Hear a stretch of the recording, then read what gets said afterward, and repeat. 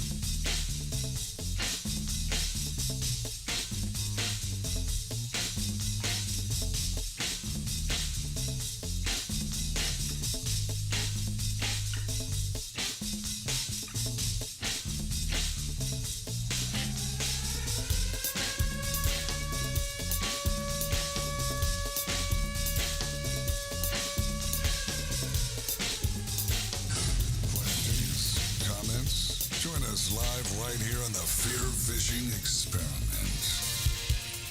Tonight on the Fear Fishing Experiment, I bought a duck boat. I managed to shed 27 pounds just by walking and watching what I eat. The Chinook salmon are about to blow the doors off this river. Are we going to be able to fish? This and so much more coming up next on the Fear Fishing Experiment. Report suspicious activities and call 911 for immediate response.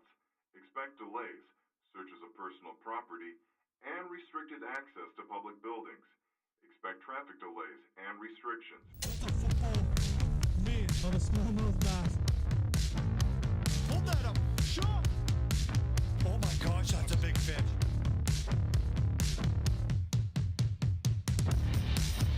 You know what? It turned out into like cinematic genius. Oh. It's just beautiful. The idea is just keep rolling.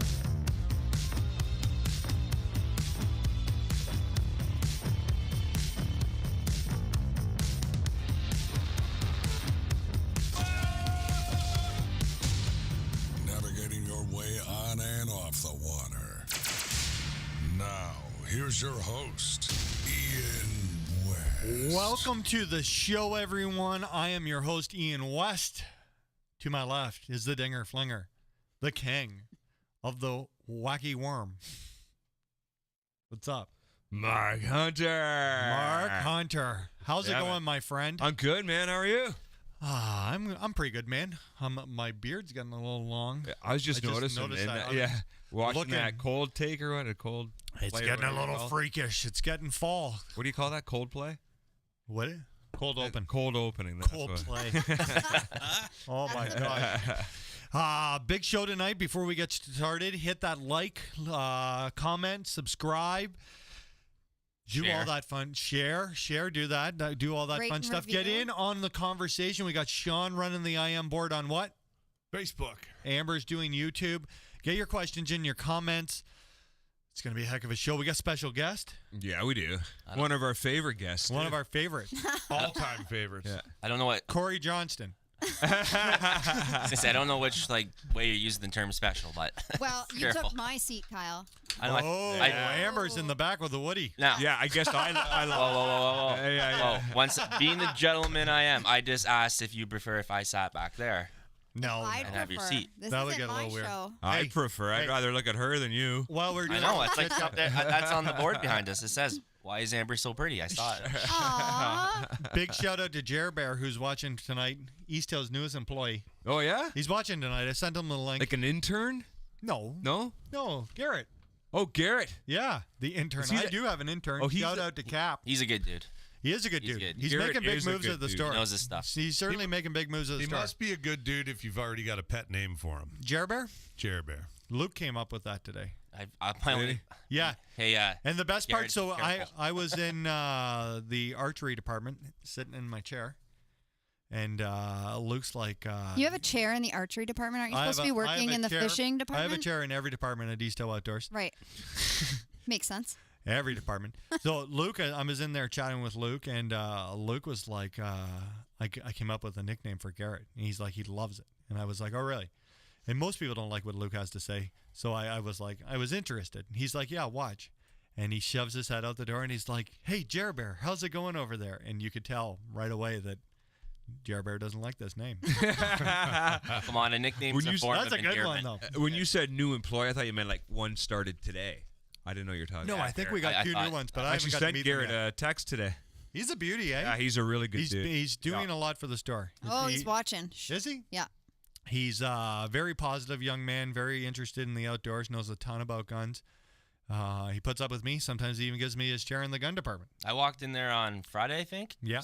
Do some orders with you guys, and you guys were making bear burgers. He brought in. Yeah, he brought I bear had burgers. one too. Yeah. I went shot my new bow that day, and Yeah. Ian bought me a cold one, and it was still delicious. Yeah, they were really I could good. just imagine what it'd be like hot. Yep.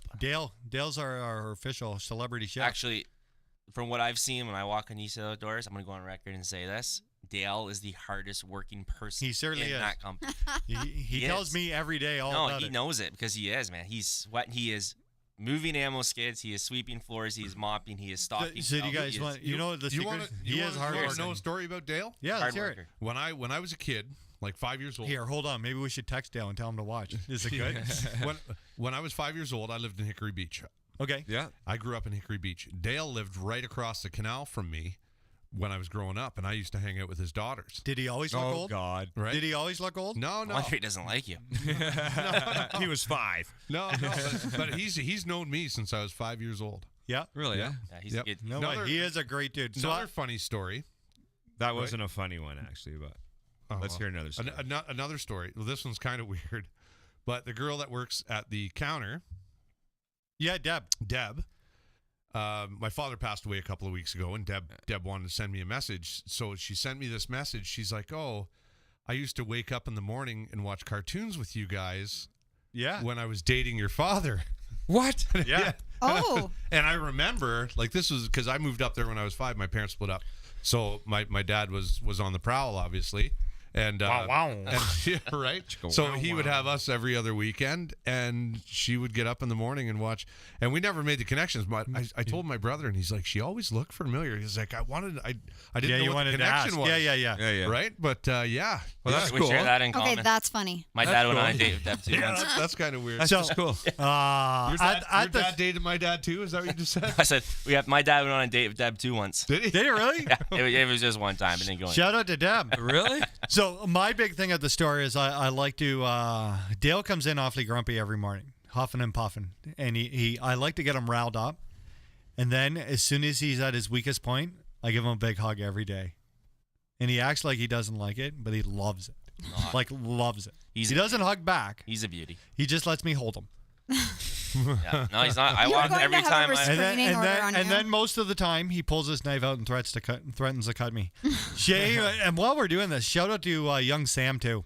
Yeah, Sam's hard worker there. Yeah, he he is. is. From what So- I see. Yeah, he's a good kid. Yeah. So today we were coming through the archery doors and we were with a customer. We have a lot of fun at Eastdale Outdoors these days. The customer kind of turned his back and I slapped Sam in the belly so hard, like, you know, that like backhand.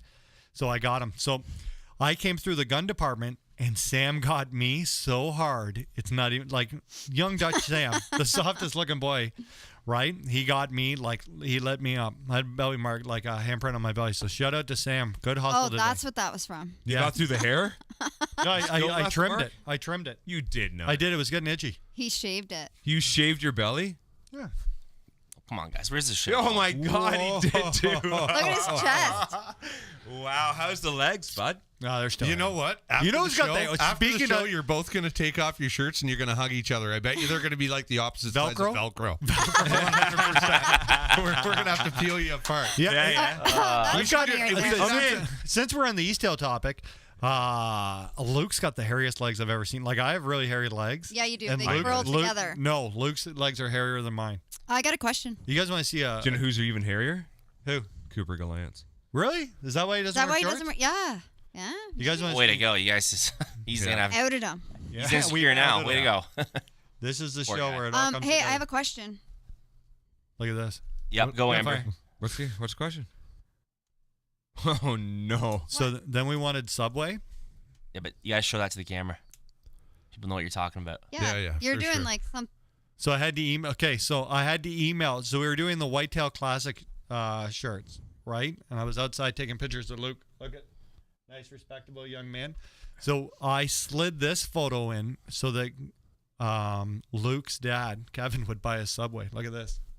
What does it say? Buy a Subway? It says Subway on it. Shout out to Luke. You shouldn't let me take pictures of you like that if you don't want them shared. Wow. Garrett just texted me. Love how you started off the show by talking about my shit nickname. I'm gonna bug that guy. He's Shout gonna out be to sick of Jared me. Bear. Okay, are you taking questions? Yeah, we're always taking questions. Okay. True North Angler? Is that Ryan? I don't know. No, Could be. he's fishing in the Arctic, I think. Yeah, that's fishing. Oh, no, I don't know. I don't know either. Don't ask. There's so many names. Has the city of Port Hope decided if salmon fishing is allowed? Okay, so I was down there at the river today, and so they were shutting the beaches down and the public property down there on Friday, Saturday, and Sunday. Amber, you're up on the towny stuff. What's that? What? They were shutting the beaches down for the weekends, Friday, Saturday, Sunday, or just Saturday? Saturday, Sunday. Today I went down and they had it shut off, and it is a Monday. So I'm not sure what was going to happen. I know they were trying, but what do you do? Like, I drove by the pier about a week ago, and there had to be 40 guys out there shoulder to shoulder. Like, how do you... I know it's Yeah. tough because like every city's handling this differently, right? Yeah, for Like, sure. I understand Port Hope's, one of the few with the salmon and all that stuff, but like, let's look at Aurelia for example. $100 to launch and park your boat at a city-owned launch. That's crazy. So it's not even like we're shutting it down to protect our citizens. It's just you can launch, but I'm gonna charge you $100, make a bit of money off you. Yeah, they brought that in July 3rd. I think we were there. Yeah. We were there on my birthday, July 2nd, and it was the last day. And You it was that was a Thursday. Yeah. Right. And then That's brutal, Yeah, though. they did it the following Yeah. Sunday or something. They But you started know it what? on Like Monday. it didn't work because we had a tournament up there on Couching on July 18th, I think. The Ontario Kayak Bass Trail did, and so I drove out there. We met in Aurelia after outside Wild Wing and all that stuff. Did the awards. Those beaches were packed. The boat launches were packed. Everybody must have paid that $100. It was packed. Well, I think Really? if you're a local, it wasn't that much. It was just like True. regular. Yeah, 100%. Yeah. But I'm just mean If you could show your license had like an Aurelia yeah, address. I still think it's a little ridiculous though. Oh, it is. For sure it is. Like it's everybody's handling stuff differently, and it's kind of like so much. Okay, remember when this all started? It's like, yeah, we're in lockdown for 2 weeks. Yeah. Yeah, we're in yeah, lockdown. yeah, Yeah. Emergency's been extended to May 12th. Oh, Yeah. now it's been extended to 27th. Now it's like, It's- okay, now we're talking like Bass Opener of 2021. What's tournament's going to look like? Well, there was a part where I thought we weren't going to get to fish this year. Like, when we Oh, got you back from sulked around the house for Man, I was probably pretty upset. 3 weeks. Well, I don't even think I had to opening block day his of number. Walleye, I didn't even have my my boat ready. Like, I was in pure like depression mode. Yeah, it's I shut life down. it was crazy. I can't get excited for things and then be disappointed. Like, if you guys closed like fall hunting season, somebody's gonna have to talk me off a bridge. Well, that was like turkey season. Like, I was disappointed because the PAL didn't come. yeah, that was bad. I had to block your number for a bit there. Speaking about PALs, Yeah. Welcome to the club. Thanks, man. Mine Yeah. came in the mail today. That's crazy. Nice. 8 months. Congratulations. I'm now good to go. well, I know that they didn't give It you a took a long PAL based on the photo you sent in, because the photo you sent in, you look like an ex-convict. Here, show Dude, it. I look Look at fat. I don't Ian's. even have it. I don't even have it with me. I don't want to lose it. Ian's is What? bad. I look What kind of man fat. gets a PAL doesn't put it in his wallet right away? Right. Wow. Yeah, yeah. Oh yeah. Show it to the camera. Do you look fat? No, I don't look fat. Yeah, dude, you look like a Hey, terror. if I cover that up, is that Yeah, is there that you all go. right? Yeah. Yeah, you're looking pretty fat right now, bud. Why'd they cut the top of your head off? That's how big your forehead is? it's a 9 Actually, head. I think there should be a bet, and then Ian loses. He has to do a whole podcast about a hat. Why? Oh. I'm beautiful. Oh, he shaved it now. Ish. You got to put the ish on there. Yeah. Because it's It's all debatable. shiny. There's probably a lot of glare off that. I haven't been able to. I haven't got a haircut since high school prom. Just your stomach. I just Yeah. The My weed case. whacker. Yeah. You want to come up here and say hi? I would love for you to just grow your hair out. What you have. That's what I said. That Let's would do be the it'd be skullet. embarrassing. That would It'd be be Skullet amazing. for sure. It wouldn't For at 1 all. year and do the dirty 1 comb year? over. Well, that's what I said during COVID. I'm like, you should grow this out now. Oh no, Yeah. We could attach it to your it doesn't tan very well either. chest hair. Do I hate still long- have I hate it? lap Hold long on, hair. hold on, everybody. Just grow the one side. Yeah, you do. have the dirty comb over, and then it flaps in the wind as you're going down the lake. Yes. Oh my gosh. That would be great. We get you something from Moose. Glue on? Yeah. Amber can braid it. It would Amy. look Amy will braid it. Amy, Amy's a braider. you don't braid? No. Really? I blow dry. I love blow dry. Is there anybody watching this? This has been a Yeah, bunch we of got- nonsense. It has been. Yeah, we have This started is this really nothing. rough. Joe Mama wants to know if it rains. Joe Mama. Joe Mama. Did it rain a lot today in Port Hope? Well, Joe. Judging by the amount of rain in the bottom of the duck boat out there Yeah. on the lawn, no. No. No, Not no, as I much dumped as her. other places. The plugs out of it. It was. It had yeah. a good inch of water in it Yeah. when I looked at it. I got a dog at my feet in the studio here. Is that normal? Yeah. Yeah, it is it's- now. It's the new norm. Tripping on wires. Look it's at the my new norm. chili's all perfect on the couch over there. Yeah. You got any questions going yet? Just comments? Yeah, Neville May wants to know when I'm going to come back to Texas so he can kick my butt and hold him. Ooh. He's one of Classic. the buddies we met down at Scott's place there. Yeah. One of the years I went before you guys come down. And Neville, I'll tell you right now, we're going to be coming back 2021 Bassmaster Classic. If the borders are open, we will be. Yeah, we'd like to go. I don't know Yeah. if We it's will gonna be be at open, but I'd Fisherman's like- Cove. If we can get over the border, we're going. Hey, Gavin, Full Draw Outdoors just say congrats on your PAL. Aw, thanks, Says Gav. you're a beauty. Are you going You know what? I shopping? really missed your wife this weekend. We were at Golden Beach for the weekend. Whoa, and it whoa. was- Wait, what? No, Really, Way to really start a missed fight. Michelle's great there. Yeah, Handles she's it. not there anymore. She is the though. best. She's not there anymore? No, that's Oh. why I missed her so I didn't much. know that. I don't know her well, but Yeah. I booked a Daiwa found event that there out. last year, and she was awesome. She is incredible. Well, let's start the I missed more her. nonsense. What are you gonna buy first? Shotgun. What kind? I am going to get. Well, it's first deer, No. ducks. Oh, small game. Yeah. Gotta get one that does it all. SXP combo or something. Winchester. I have an Yeah? ultimate I was looking hunter. at that SXP with a slug barrel and Yep. That's what a you need. turkey barrel, Right there. so I could just switch barrels. There Or is you that a go. pain in the ass? Should I just get two? Is the slug barrel for that one rifled? It is. Yep. It's not a cantilever, So, but you can still put a scope Let's on get deeper it. into this. The receiver's tapped. Not only are you the Daiwa Under Armour Garmin, but also the Browning and Winchester rep. Ammo rep, not guns. No, Firearms okay. is handled by Tyler Cuppy. It's different. Cuppy, It's shout out actually to Cuppy. It's actually, a lot of people don't know this, so I'll spill the beans. Winchester Whoa, ammo. whoa! Breaking news! Breaking Breaking news. news. Breaking news! It's been like this for hundreds of years. I'm kidding. Winchester ammo and Winchester guns are two different companies. What? So Browning actually owns Shut the and makes front door. Winchester guns, and Winchester ammo actually And makes Browning ammo. is, And they share a logo. I have a Winchester No, they're arms different, actually. belt Are they? buckle from my but grandpa. the accessories is a different what? division. Yeah, Different so division all that too. Like name is the like- shower curtains and T-shirts is Yeah. a wholly different thing too. So all that stuff's licensed out to companies like SPG that would make like all the Browning dog stuff. It all gets licensed out to companies that do that, right? So same with the Winchester name, which has been around for 100 and I want to say 350 something years now. So yeah, they license it out. Those companies work really closely together. There's a lot of synergy and stuff like that. But Yeah. yeah, they are two different. How big are those two companies? Huge. Well, like Winchester Ammo is owned by the Olin Corporation, huge chemical-based company and stuff like that, and natural resources and stuff. So you look up the Olin Corporation, and that will tell you Yeah. how big. They're Winchester giants, Ammo eh? is. Like Huge. big companies. Huge. Like it's pretty amazing actually. Like what the history of that company and like all the military history and the world wars and like what they've done, and it's pretty cool. Not just for hunting, but stuff all over the place, right? I feel okay since we're just going to ramble this show away. I feel that there's not enough. I feel like that would make a really interesting documentary. No, I will post it on your page. There's some great Winchester Legends documentary Yeah? videos. Yeah. Yeah. Which goes back to like John Olin, who owned Winchester Ammo, owns Nilo Farms. Yes, that you guys went to. It's one of the best hunting. Didn't you go on reserves a in the private world. plane? No, I didn't go on a private plane. All my customers went on the private plane, but I took the bullet and flew commercial because there's a little bit of a mix-up. So, but Aw. that's what you do. Aw. That's what you do. So, Winchester has their own plane. no, actually, that was so last year, East Hill, who Ian works for, was one of our dealers. Kevin, we went down Nilo Farms 2 years ago. I took Kevin down, and we had an absolute blast. And we got talking about doing a sales contest because I sit around and I think of stupid ideas, and Kevin's the same way, and he really thinks of a lot of really good marketing ideas. And we landed on this program, Winchester Rewards program. So, to be completely honest with you, Kevin funds it all. It's an East Hill thing. He does it. Doesn't get any special treatment from us or anything like that. So he's like, I'm booking a plane and I'm gonna fly the winners down to Nilo Farms. And I'm like, no, you're crazy, man. He's like, no, I'm gonna do it.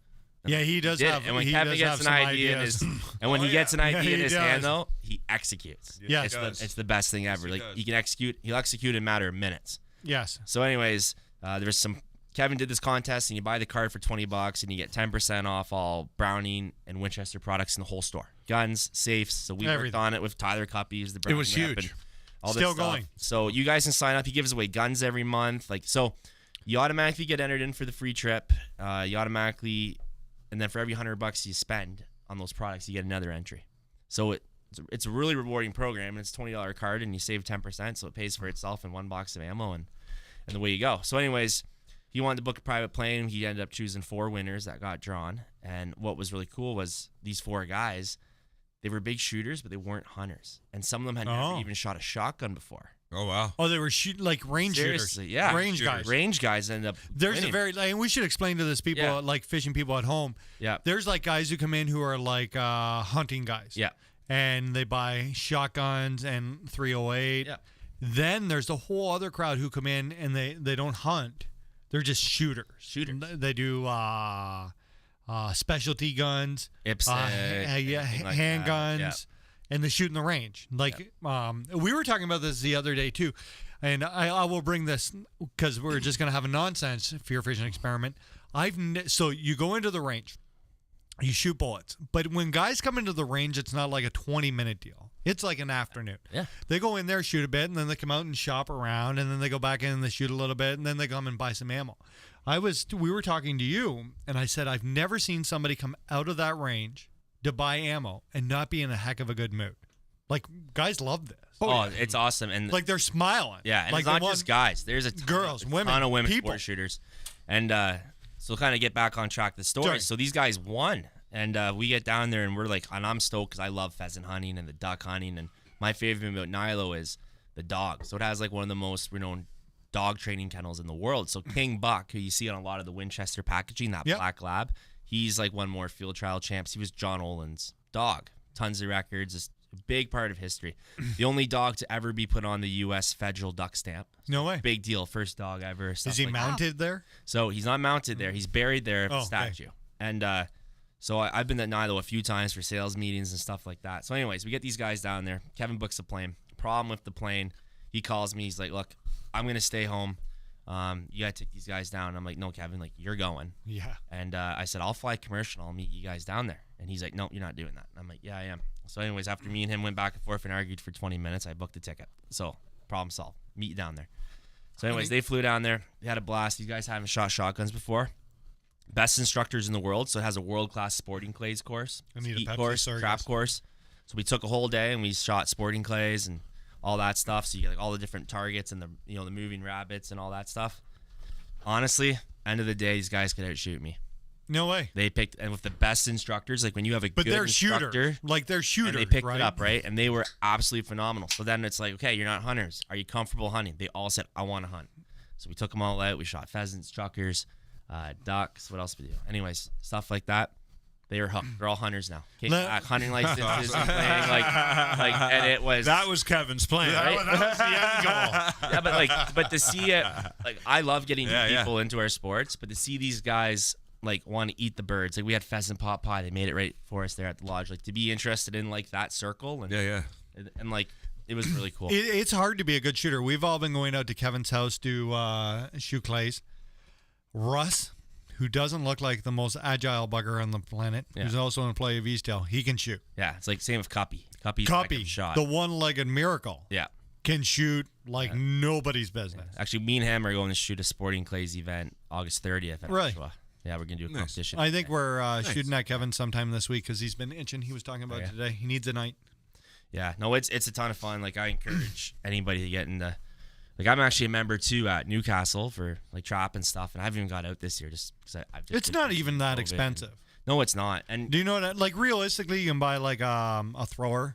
You can get a pretty good thrower for $300 or $400. Like an exceptional thrower. I mean, we did it growing up just with a hand thrower. Yeah. I got a hand thrower underneath the seat of my truck right now. Hand thrower a box better. of clays, $20. What's a box of Winchester? Target load? Like a case. 250 rounds flat for like $69, $73 right now. 250 rounds is a lot of rounds. Oh, too. that you wouldn't do that in a night. Oh, we would. Oh, you would. Well, with a bunch of guys, you would. Yeah, like no problem. But no, it's a ton of fun. Like it's that's the number one way to get people in the hunting. Action, duck hunting. Yeah. Right? It's tough to put guys in deer stands. Like not everybody likes that sitting still, not seeing action until they get their first taste, in my opinion. Yeah, it's then when tough. they see a deer, it's like adrenaline kicks in and all that. And then you got friends like this who shoot big bucks all the time, and they give you stupid advice.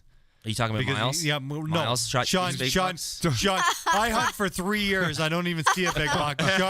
Sean texts me and he's like, I'm going to my stand. And 12 minutes later, he's like, hey, I just shot a 48-pointer. Season's done. Because he wrestled it. I shot a 9-pointer with a split G1 last year. He wasn't that big. He was, the year before. No, you didn't shoot nothing. Last year was actually the first year. We tied, pal. Yeah, we tied all right. Now, Mighty McCall. Last year was the first year, but last year I said I'm bow hunting. I'm just bow bow hunting. I'm not taking the rifle. I'm not taking the muzzle loader. And I had the big guy come in on the last day of muzzle loader. Yeah, you did. Hung up at 78 yards, and I had the bow in the hand. That's just the way it goes, man. Like if you want to be a hardcore bow hunter, you gotta put the time in. And if it doesn't happen, I love being there. So like my most like with big bucks, like I haven't got like that true big one. I've passed a lot of deer in my life, and I've shot lots of little ones too and stuff like that. But it's always with the bow. And there's so many nights I walk out of that stand, I come home, like, hey, you know, he's 56 yards, couldn't get a shot, or he was hung up there down the trail. And it's like, if I had a rifle, it'd be game over. But I bow hunt right till like New Year's Eve. That's right. I do Shot too. my buck this year, New Year's Eve, right? And you guys want to hear my New Year's Eve story? Like I did my elk hunt last year. I went for a bow. I'm like, if I'm going elk hunt, I'm going for a bow. Like, I wanted to be right on top of that thing, right? Yeah, there's something about being successful when you have a bow in your hand. It just gives you so much more than having a rifle. Yeah. Don't get me wrong. I love shooting stuff with guns, but there's just something about pulling a bow back at 10 yards, 16, 17 yards on something. It's I'll pinwheel a deer at 50 yards. Yeah. Really? So my elk Absolutely. hunt, Ian's seen my setup. You guys seen it too. That deer, my 3D deer. Yeah. For my elk hunt, I went out shooting 80 yards comfortably. Yep. Wow. So I knew that if he was within 80, if he was in 60, not a question. In 80, I would take the shot. It's comfortable enough. And I shot for like 3 months leading up to that. I did arrows every day. But you didn't just do arrows. You were doing all kinds of exercise to get in shape for that. What happened? What happened in 2020? Yeah. Oh, no. So actually, just no elk hunt. Actually, just today, I got back on the training program because I'm using work as my excuse. We've been busy, but I've been kayaking though. Hey, come on. Yeah. So your shoulders are looking good. Yeah. Wow. Good thing I pedal. I mean, your glutes are looking great. So I'm going moose hunting though, New Brunswick with Darren Hassan. He's our New Brunswick rep for Greywood, and he actually holds. It might still be the biggest, or it was the biggest archery moose in New Brunswick. And he pulled the tag this year, and he's like, hey, why don't you come out and film me? I'm like, heck yeah. And same thing. I'm not gonna be the guy pulling the bow back, but I'm gonna be on his hip. You know, the moose could be right in front of us, so I'm going to be part of that experience, right? That's cool. And so I'm right in that because I haven't done moose hunting in my life, and me neither. Just always busy that time of year. If work had opportunity and stuff to do it, but just never happened. And I'm like, why not go out there, learn from one of the best, learn the calling, learn it so that when I'm ready to go, I'm ready to go. That's right. And I'm pumped. 11-hour drive, door to door to his place, New Brunswick. That's nothing. No, it's not. I'll be there. We're going to do some bear hunting too. I'm getting a bear tag, so spot and stalk some bears and be a good time. That's so since we were just talking about Nilo Farm and the Kevin's crazy marketing plans, should we talk about the Whitetail Classic quick?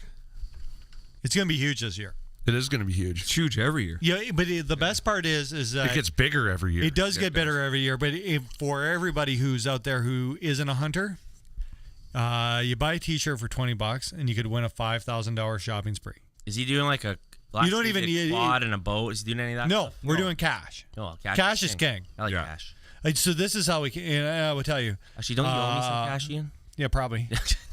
I believe there's one $5,000 shopping spree. And if I get this wrong, Kevin's watching too, and we'll be in all kinds of trouble tomorrow morning. One $5,000 winner of a shopping spree. You know what you can buy there for $5,000 in like fishing gear or Daiwa products? And there's going to be 10 $1,000 winners. Plus like 30 guns, optics, blah, the rest of the stuff. So I was in the hunting department. I believe I was sitting in a chair. And Kevin is at his office yelling down to me the different options we have for this event. But he wasn't really, he was like working through this in his own head. I was just sure. You were just sitting here. Okay, no problem. Spy point cameras are the best. Right? But this is already, like Kevin already decided what he was doing. I just got But that's huge. So $20 gets you a T-shirt, it gets you a fast entry into this, and you could win a $5,000 shopping spree at the store. You could fishing gear. You don't have to be a hunter to get in on this. Really exciting chance. Since I've had my hunting license, I've been in the deer class. Do you want to talk about your bow? Turkey classic. I do want to talk about my. You had a birthday. I had a birthday. You turned 63. Almost. The big 4-9. So next year we're gonna have a real big Just party. tell it like it is. You're in your 50th year. I'm in my 50th year, Sean. You're old, eh? Yeah. So, anyways, look at the size of that thing. What is it? Buddy, it's a giant. It's an alpha male, right there. It's like easily a 10 out of 10 bush on that. Oh, is that wow. everybody at home? Wow. Kyle, if you want to know about squirrels, are you starting the Instagram page? Wow, that's a buddy. beauty. That's a good squirrel. That's a good squirrel. That's a big squirrel. He's got a nice tail. What do you think? That's a 3-pounder? He might be pushing 3.5. Tipping the scales. 8-point nuts. Yeah. Anyways, that's a whole nother conversation. We can talk squirrel hunt for. Let's hours. talk bows. Because we're going to talk about fishing at some point, folks.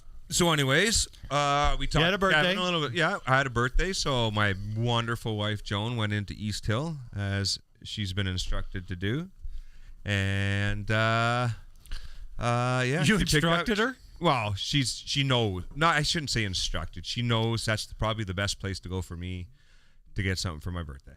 Okay. Makes sense. Makes sense.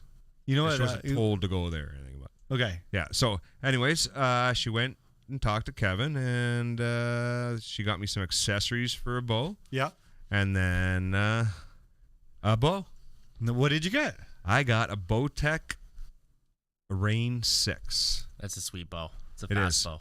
Yeah. You know what? It's an incredible. I've been reading. I didn't know much about it until I got it, but I read it. It's you can tune that bow like no other bow out there. Yeah, I got a little bit of a soft spot. Yeah. For bow. Oh, you're a Used to work- Bowtech guy, right? No, I'm a Hoyt guy now. No, but you were a Bowtech. I work for Bowtech. Actually, Yeah. I helped launch it in Canada. Yeah. When they bought Excalibur.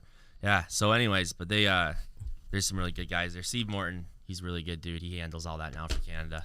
Yeah, so it's got buddy two of mine. settings. It's got two settings. There's a comfort setting on it, and there's a performance. You seem setting. like a tough. Yeah, I do. You're straight I comfort. asked Luke. I say he just looks at me and he goes, "Comfort." Yeah. You're like sitting in the lazy boy in the corner, Yeah, yeah. pass me my bow kind of guy. Nothing says performance like this. Yeah. Not bad for being half a century. Yeah, You are that's not. right. You are not built for speed. Ask Joan. Hey, you know what? Most guys, when they turn 50, are using a crossbow, so Yeah, You're there doing you good. go. Good on you, Dinger Flinger. you're Yeah, doing good. yeah. We'll talk about that We got later. to won't figure we? out some way. Nothing to put wrong your with a bow- crossbow. There's nothing wrong with that. Nothing Yeah. at all. I'm just saying, like, That's a lot what. of Yeah, guys- real slick. I use I'm crossbow shoot at it. certain times. of I'm year. young and I have a new Hoyt coming. Yeah, I got a Hoyt RX1, a couple years old now. I love it. I've got a RX4 I love it. Ultra Cameron Haynes Under Armour package coming. I'm pretty excited.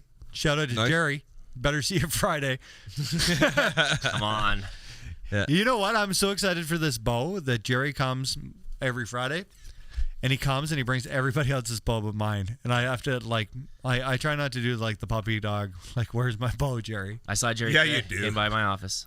Kevin was so nice the other day. He offered me, he was like, hey, if you want to go to my house and shoot 3D targets, go right ahead. And I was like, but my bow's not here. I wonder if He did Kevin. that on I wonder purpose. if Kevin found all my arrows from last year. For my elk hunt, he let me shoot there a few times, and it's like doing some of those fire I shots. could imagine there's a few in the. Should we woods, tell eh? them the Casey story? No, which one? When we're out there shooting and we were relaxing, and Kevin's a good barbecuer, eh? Oh yeah. He can barbecue, so he cooks his dinner. I don't know what I was doing something on my truck, and I walked by, and Kyle's like, "Your dog's got a bird, and she wouldn't let it go for me." And I'm like, "What is going on?" So I go and find her, and she's walking around. She's got a killdeer in her mouth, right? Yep. She caught a killdeer. Well, the killdeer is smart enough to play dead, so she just carried it around, wanted to show everybody. So finally, I yelled at her, and I'm like, "Let him go." So she opens her mouth, and he jumps on the ground, looks up at her, and runs away. Legit story. I wonder. I wish I cool. would have seen her catch it. Like, I watched the whole thing. did she get him? Yeah. Sneak up? No, he kind of then. Was there point? circles and- Was there any point at Yeah. any time? Yeah, Point.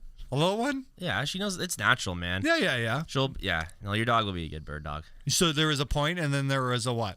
Can't tell you, man. It's an experience you and your dog have to have together. Oh. okay? So you had that Bonding experience with experience. my dog? I did. My God. It happens. Really? Eh? Yeah. So is there training going on between you guys and the dog, or? I Between- remember some talk about that. Wasn't No, you guys Ian's gonna- been doing it all. I haven't done anything. No. I got 1,000. I'm a really hours. bad friend, Okay. and me and Ian So, make lots of plans that just so never happens. I'm gonna give a shout out to my buddy Steve Balzan. He had to put his German short hair pointer down on 13 No. the other day, but I did. He came into the store the other day, and he asked about where I got Casey from, and I got Steve on the top of the list for puppies next year. Did you really? I did. I got him number gonna one breed her? spot. No. Oh. Casey's fixed, but Casey's mom's gonna have more puppies. Oh, okay, yeah. So I called Chris, who owns Casey's mom, Harley, And I got Steve on the top of the list. I vouched for him. Told him he's one of the nicest guys I've known. He's heartbroken about his dog. Do you think that if you have an extra puppy? And he was like, for you, I'll put him on top of the list. There you go. So Steve comes into Easttail. But what did you do for Chris? What? Yeah, I don't know. exactly. Yeah, What for makes you, you so I'm like, powerful wait, what? with the puppies? Whoa. I missed something here. You said Chris said for you, I'll put him on the top of the list. Oh, I'm And just like, a nice guy. What did you do? I made his puppy famous. Oh. Oh, come on. Made his puppy Famous. Wow. Oh my. Hey, Wait. all right. Am I going to be famous after tonight? Yeah, you would probably. that for me? People may recognize you. They might egg your truck. Well, why don't we give you Kyle Doc Crothers? Yeah. The real Kyle Doc. Why No, don't it's we just get Kyle. your cell phone number out and we'll just see how many calls you get? Hey, Yeah. we can do that. No. I need Email is address? What is that 705. like? Fake or a Laker I'm 72 changing or my something? Like that.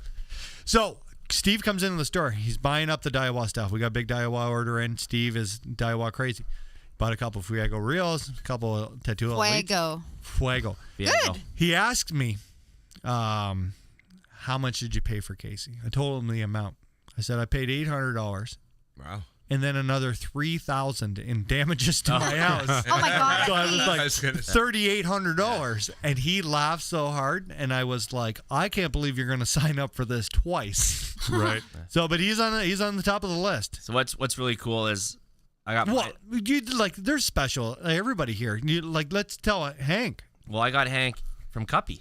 No way. So Cuppy is Cuppy's miserable old dog that doesn't like puppies. That one, the golden one. Stella. Oh, she's gorgeous, man. She is, but she doesn't like So puppies. Stella had Stella. a litter, and she's like the reddish lab, Yeah. or gold, whatever the proper name is for him.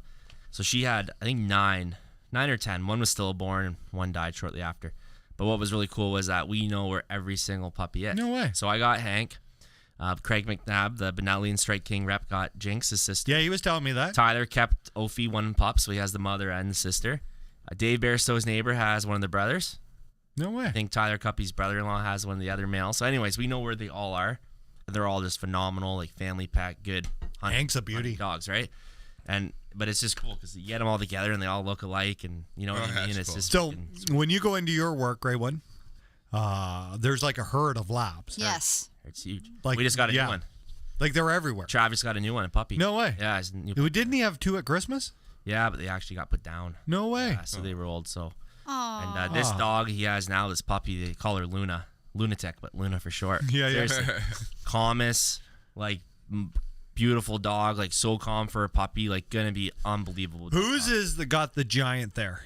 Denzel, Steve, He's the sweetest dog in the whole biggest world. lab on the planet. He's huge. Not even He's normal. not even. He's Not a even freak. normal. He's huge. Huge. My So- buddy Josh has a lab. It's got a head on it like Yeah, this. that's It's like this, unbelievable like, how like a big he is. coconut. So Yeah. I take Casey to Greywood, and when she gets to that door, there's like 6 of them. Yeah, And her little tail is just like, oh my God, we're gonna do this. yeah. Because at Greywood, you can run around. You Oh, can then go they to have- Greg's office. And they have a huge. If you dog go now. to the secretary's office on the other side, she has treats, Oh, yeah. right? Then you can go out the back door and run around outside. Like, yeah, there's a huge compound. Yeah. For dogs. it's unbelievable. Yeah, It's like So dog everybody heaven. brings their dog to work. everybody.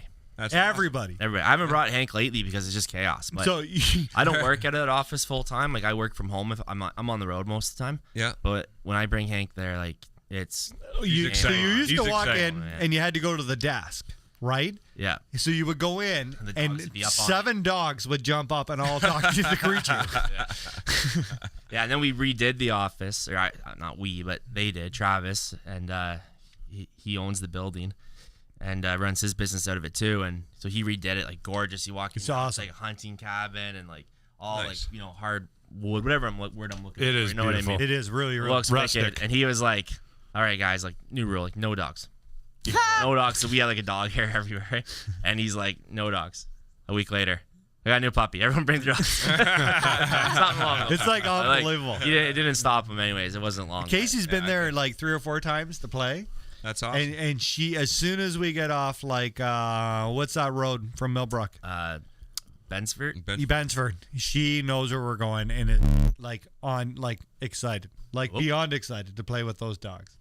Yeah. And Denzel, the giant, he's the friendliest dog in the whole. Like when she was a puppy, she would like attack his ears and he could kill her in a second. He's Yes. got to be 120 pounds. That new puppy, Luna, she's like that golden. Yep. She's not yellow. She's like a different sub breed, or I don't know my species or breeds, whatever you want to call it, but she's gorgeous. Like one of the best looking lab puppies I've ever seen, and her nose is still black. So a lot of time, like they'll go pink, like they kind of wear away, but hers is staying. So like I really hope it stays because it looks awesome. Like she'll be a full grown golden dog with a black nose. So we'll see. But so far so good. There's something special about really good dogs. Yeah, like I got a dumb one. I like upland hunting the most. I like watching my dog work. Yeah. And duck hunting. I love Hank. And like my dog is like I don't hunt him that much. He's what we call a meat dog. Like go bring the duck back. Like he's not gonna be a field trial champ. He's not gonna, but he's on my bed at night, and you know what I mean. He's not like a true. But I needed that mix. But I don't need him to be a professional. I just need him to go out, bring the duck back. He's loves a beauty. pheasant hunting. Like upland's his game. Like that's his deal. So even at home, I'll just be like, we'll just be outside. I have lunch like a meadow. I'll say, Hank, in, dead bird. In there, circling, look until I call him out and say no bird, right? But he lives for upland hunting. He beats up Casey. Cool. He beats Casey. Yeah? Like beats her. Like, yeah, but she can outrun him, right? So they like wrestle, and Hank will like pin her down. And then right when he lets her up, she'll bite him in the back of the leg and then like run as fast as she can. Like, you can't catch me, you can't catch me. Yeah, I've been working with Hank a couple minutes each night, just getting him back in the shape. He's a terrible guard dog, eh? Horrible. Yeah, like I pull up in the truck. Oh, it's bad. I had to wait for Kyle. I pull up in the truck and I open the door and he jumped in the truck with me. And Leanne's like, is this okay? And I'm like, yeah, totally. Hank can hang out in here. Like, I'm scared, like, people listen to the show because I'm always like to Leanne, like, he's going to get kidnapped. He would go home with anyone. So he'll never leave the house, the property. We've never had an invisible fence for any of our dogs. I don't believe in that. But he's so loyal to the point where, like, almost makes me anxious. No, like, you know what I mean? Like, so if I'm in my office, he's sitting beside my chair. If I walk to the kitchen to get a drink or a coffee, he's beside me. If I walk to the living room, he's fine. If I'm trying to go to the washroom, he's trying to get in the washroom. Like, so he won't leave my side. And, like, he's very loyal to me. So if I'm gone all day, he sits in my office. If I'm gone for a week for business, he sits in my office waiting. Aww. So, like, Leanne will send me pictures and stuff. So, like, we always do a joke when people come over. I say, watch this. I'll walk around the whole house, won't say anything to him. He won't leave my side. It's just like how he does it. He's a beauty. But he doesn't have separation anxiety. Doesn't like show it, but you know he misses me. Yeah. When I come home, it's like a celebration. See my new puppy. I got my new puppy on the day of our last show. Yeah. And my new puppy Shout out has to Hank. bad separation anxiety. Yeah. But the separation anxiety is not for me. It's for when my fiance leaves. It's for when Jamie leaves. My puppy loses his shit, right? Yeah, he had that. So we have another dog that Kita, so we'll take her for a walk and leave him at home, and he does not like that. Yeah, we've actually hired a special trainer to work with her for her separation anxiety. But she comes from different circumstances, like not that the average puppy would have to have dealt with. Yeah. My dog comes from the Bahamas. She was a rescue. She only got here 3 weeks ago, right? Yeah. So she's got to work through this. Like, she's 4.5 months old now. She's one of the best looking dogs I've ever seen. Yeah, my wife said that too. We were coming home from Mark's. So like, cute. She's a gorgeous dog. Yeah, she is a good looking dog. Yeah. She's gonna hate the cold. Yeah, in 3 days. In 3 days, we taught her to sit, lie down, and open doors. Nice. Wow. That's my advice right there. All these guys who like get hunting dogs, and I trained mine myself, and it was with just YouTube and talking to guys like Cuppy and Trav and all these guys that had him. And Greg had a pretty decent hunting dog. He doesn't work her much anymore, but just get the obedience down first, work on everything else later. You need to sit, come, stay, like all that stuff. Yeah. But the biggest thing, don't teach like sit and stay. It should be the same thing. Yeah, 100%. Right? And that's the one mistake I made with my dog. I got to say sit and stay. Where like my buddy's going to say sit. That means you don't move. That's it. Yeah. Yep. Right? So that's, but just get that obedience. And like I had lots of dogs in my life. It is, and I haven't fished as much this summer as I normally would because I have a puppy. Yeah. Who needs running and needs training, because if you put like the first year into that dog, you'll get 10, 12 years of awesome dog. If you are a guy who gets a puppy and you leave it home alone, crate it all the time, don't train your dog, at like 4 years, it's too old to start this, right? You need to be on them from the start. You'll have a terrible experience with the dog, right? Both Bailey and Montana were great dogs. Mm-hmm. They came and did everything when they were puppies. They got like they kind of let me know when, hey, I'm good laying here, right? I'm not going to do that, right?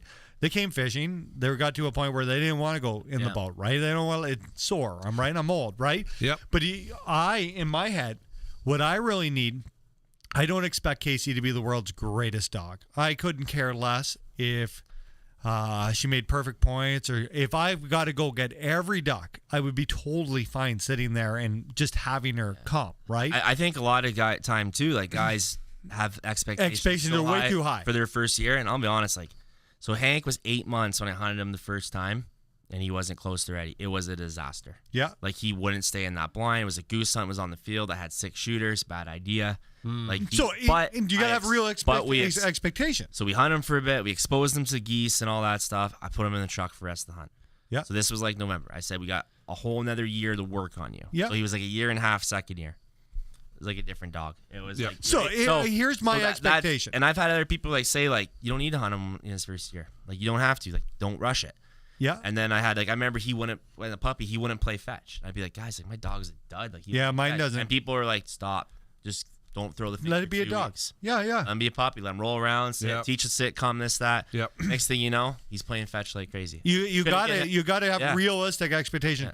The expectation for Casey this fall is we go grouse hunting, and she doesn't run away. As long as she stays close and we shoot guns and she doesn't run off, great dog. Yeah. If we go duck hunting, maybe she sees a duck go down and she jumps out of the boat and she gets one. If we go field hunting, as long as she doesn't run out there while we're shooting, great dog. I can go get geese. I can go get a duck with the boat, right? Like, she just needs to come, sit, behave, and even not whine and cry. And do you know what I mean? Just enjoy herself, because at the end of the day, I need a dog who comes and I just want the experience for her to come with us. I don't need her to be the royal champion of blah blah blah.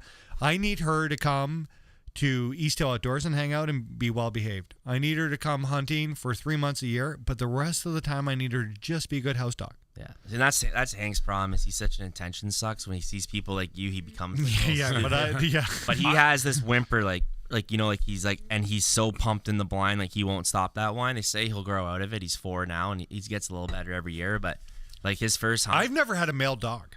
Yeah, and males are a little bit less, they mature a little slower. Yeah, he's a little high strung, right? I want to talk about the Garmin training collar. Okay. Yep. What's the deal with the training collar you had? What the MSRP on that? See it. So that one's $369 Canadian. That's what we call our Sport Pro. Yeah. So you can do. So the term when everyone uses all the time, they're like, "Oh yeah, I need a shock collar." No, you don't. No, it's not a shock collar. It's a stimulation vibration collar. Right. You shouldn't be shocking your dog with it. Right. It's a great way to wreck a dog, burn them out. Yep. So it's a stimulation collar. So the one that Ian's using, he can control 3 dogs. So if you had 3 dogs of collars, he could control 3 dogs, which is good if you're hunting multiple dogs. Like we could go on one frequency because, like Hank, he's never really like duck hunted with another dog much because like I don't get out duck hunting a lot anymore because I hate to say it, but it's my busy time of year for work, right? So when I do go hunting, it's usually we're gonna go guide or whatever. So this year, if me not traveling as much, I'm hoping to get out more. In fact, I'm rushing home for my New Brunswick moose hunt because duck opener is that Saturday. I'm driving through the night that Friday to get home for opener, not because I care, because I know that dog cares. Right. I'm not missing opener. It's a tradition, right? I'm not missing opener either. So this collar, basically, it has vibration, tone, and stimulation. Oh, you got a new one. Yeah, I did. Yeah. So I lost the other one. This is shout out to Jerry. This is my biggest piece of advice to anybody, even if you're just getting a house pet. So we had family friends. They had a yellow lab. The thing was freaking wild, and they're like, "Man, why is your dog so good? They're the same age, blah blah." I said, "So I got him a collar. Change that dog. Yeah, you got to shock him a couple times. Let me explain quick how I knows. Yeah, that's right. It works 2 ways though. So when Hank my dog doesn't wear his collar ever anymore unless we're hunting. If I pull that collar out, he knows it's time to work. Loses his mind. He's so pumped. Put that collar on me. I don't care if you shock me 17 times. This means we're working and hunting. Yeah. Where another buddy's dog, he burnt her with that, shocked her so bad. She sees that collar, she's hiding. So I will tell you how I've done this with Casey. Here, this is basically how we do it. I've only had to shock her once at maybe 2 months ago. I take her when the park's really busy. Casey knows 3 commands. Let's go, which means you're dawdling behind me. Sit. Sit means stay. Until I say the words, let's go. I told you that. You don't move, right? And if in any time when we get to the park every night, I make her sit. And I walk halfway across the field. And if she breaks, and while we're walking, I yell out stupid words like banana, applesauce, right? And I say it really energetically. I will walk her back and set her down and start all over again. So here's how I use the collar. Tone means I'm talking to you and you're not listening. To me, vibrate means you're walking too fast. I need you to slow down, right? All right. The other command she knows is never mind. If we're walking through the park and they're playing baseball, that dog is not to bother anyone. She is to never mind, leave them alone. If there's another, Casey won't even go up to another dog if she's told never mind. It's amazing how they learn. That's right. Like, because everyone uses it differently. There's no right way. What I did do on the shocking though is if she jumped somebody, there was no warning. That is totally unacceptable. I would make her wear it in the house. She jumped on the counter in the kitchen. I just shocked her because it's totally unacceptable to be on the counter. Now, is it a shock or is it a vibration? No, it will. No, You got the collar, put it on his hand. Let's have it. Really? Yeah, let's do it. So basically, everybody She's always behaving asks, over here. Can you take the collar off her? So every Really? dog is different. Yeah. So what you do is you put that on your dog, start at 0, shock it. Okay, we're going to start on 0. Yeah. They won't feel it. Sorry. Are you gonna wear it? Then you go up. Is that an 01 or Around a your 10? neck? Yeah, we're doing this. So when you Around your neck. Nice. well, let me finish this. So when you know when to stop, the minute your dog shows a reaction. So not a You shock, don't but need just them like to, turns like, its hurt. head.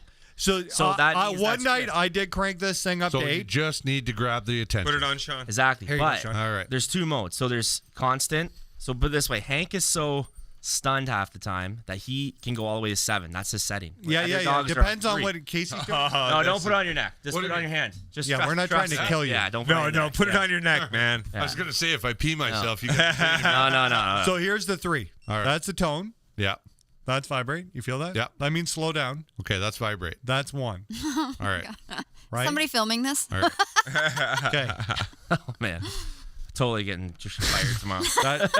Okay. feel Is that? that all right? I felt that. Okay, so my dog takes. Yeah. So my dog takes. Go to 11. Yeah. No. 11. Yeah. Okay. Okay. That was 10. That was 10. You know, we skipped 2 through 6. Well, thanks for that. Okay. So you understand now. Thanks for just going there. So I only had to hit her once. That's not too bad. No, for an animal. I had to hit her once at 9 because she ran after somebody, and I told her twice to stop. Yeah, and she hit me with 1 again. Casey usually does like a 4 now. Yeah. Like Hank's a 7. if she's like real not hyper. working. But Hank that's also it. has thicker fur than your dog. Yeah, that's good. That's a 3. That's 3. Now do constant. Do continuous on 3. No. That was a 10 again. Okay. That was an 8. Yeah. Oh, give him a 10. Yeah. Give him a 10. See, so like, That's not bad. but that's the point. Is Sean, and now all I'll have to do is Yeah, and then she stopped. Yeah, exactly. that's a warning shot now. But the biggest point I want to make on those is it's not like a pain. No. No, it's not. Jolt. So it gets So you that's can what I always see tell in your people, like- dog's reaction, there's a point where they look like they got bit by a mosquito, and they're like, And you know how everybody has like an opinion on everything in life? Yeah. Like I've had people like, oh, your dog must be vicious wearing a shock collar. It's like, are you kidding me? That dog will lick you to death. He's never even shown a sign of aggression, like never growled. Like, Yep. I almost wonder if something's wrong with him. Yep. My dog's crate trained. He doesn't use a crate anymore, but I crate trained him as a puppy. He I ride in the crate- back of the truck in a crate. It's my biggest recommendation to everybody. He loves his crate. Yep. So I could go wait for 8 hours. I leave the crate open all day. If I'm at home, he'd be sitting in his crate. That's his safe Yep, place. I Don't crate use train the mine. crate as punishment. It's No. a no, good spot. it's a good spot. Right? Yeah, right And now I'm feeding my dog in in the her crate just 100%. to get her Crate train's the way to go. to know it's In my an okay opinion, spot. not every dog needs it, but now my dog doesn't use the crate at all. Now So- this collar also has a light Yes, on it, where you can find them at night. and you can find them at night, and you can turn it on with the remote. No, it just No, always. I also believe that when you're running multiple dogs, it will change color. There's I think there's red and blue and black on there. What's the controller have, Ian? Colors? Blue, black, white. blue, and Yeah. red. Because you can What's also red? buy like a different color, so like you get a red collar and whatever. So Hank will run an orange one. And these are available at East Hill Outdoors. Yes. Well, we have to order them in because so- they've been selling so fast. So Okay, well- we distribute those. But we can get those. We distribute those in Canada. I sell them in the Monsons, who then distributes them to all the Yeah, different Jerry. East Shout out to stores Jerry. and stuff. Yeah, I Dove need Hunt. one. Yeah, they're pretty sweet. They work great, and Yep. you don't have to hurt. It doesn't hurt your dog. Like Sean would. 10 wasn't that bad. No, Like it's not like death-defying end of the world. Stop the dog's heart. They just need to know who's in charge. Like we're way past the point. Like Casey, I don't remember, honest to God, the last time I shocked her. That's how I taught it's just Hank. beeping. Hank wouldn't walk on a leash. He just would pull because the dog has so much drive. But you put that on, and you say heel and give him a little jolt at the same time, and now he does. We've had Casey at the farm run way into the woods, and like past the point where she could hear me. All I do is a beep, and the dog comes out of the woods. Yeah. What's the range on it? Like how far does that thing go? That one, I think, don't quote me, it's far, like farther It's than you could ever see. 600 yards, is it 600 yards or something. Like ridiculous. Ridiculous. You never would lose your dog hunting.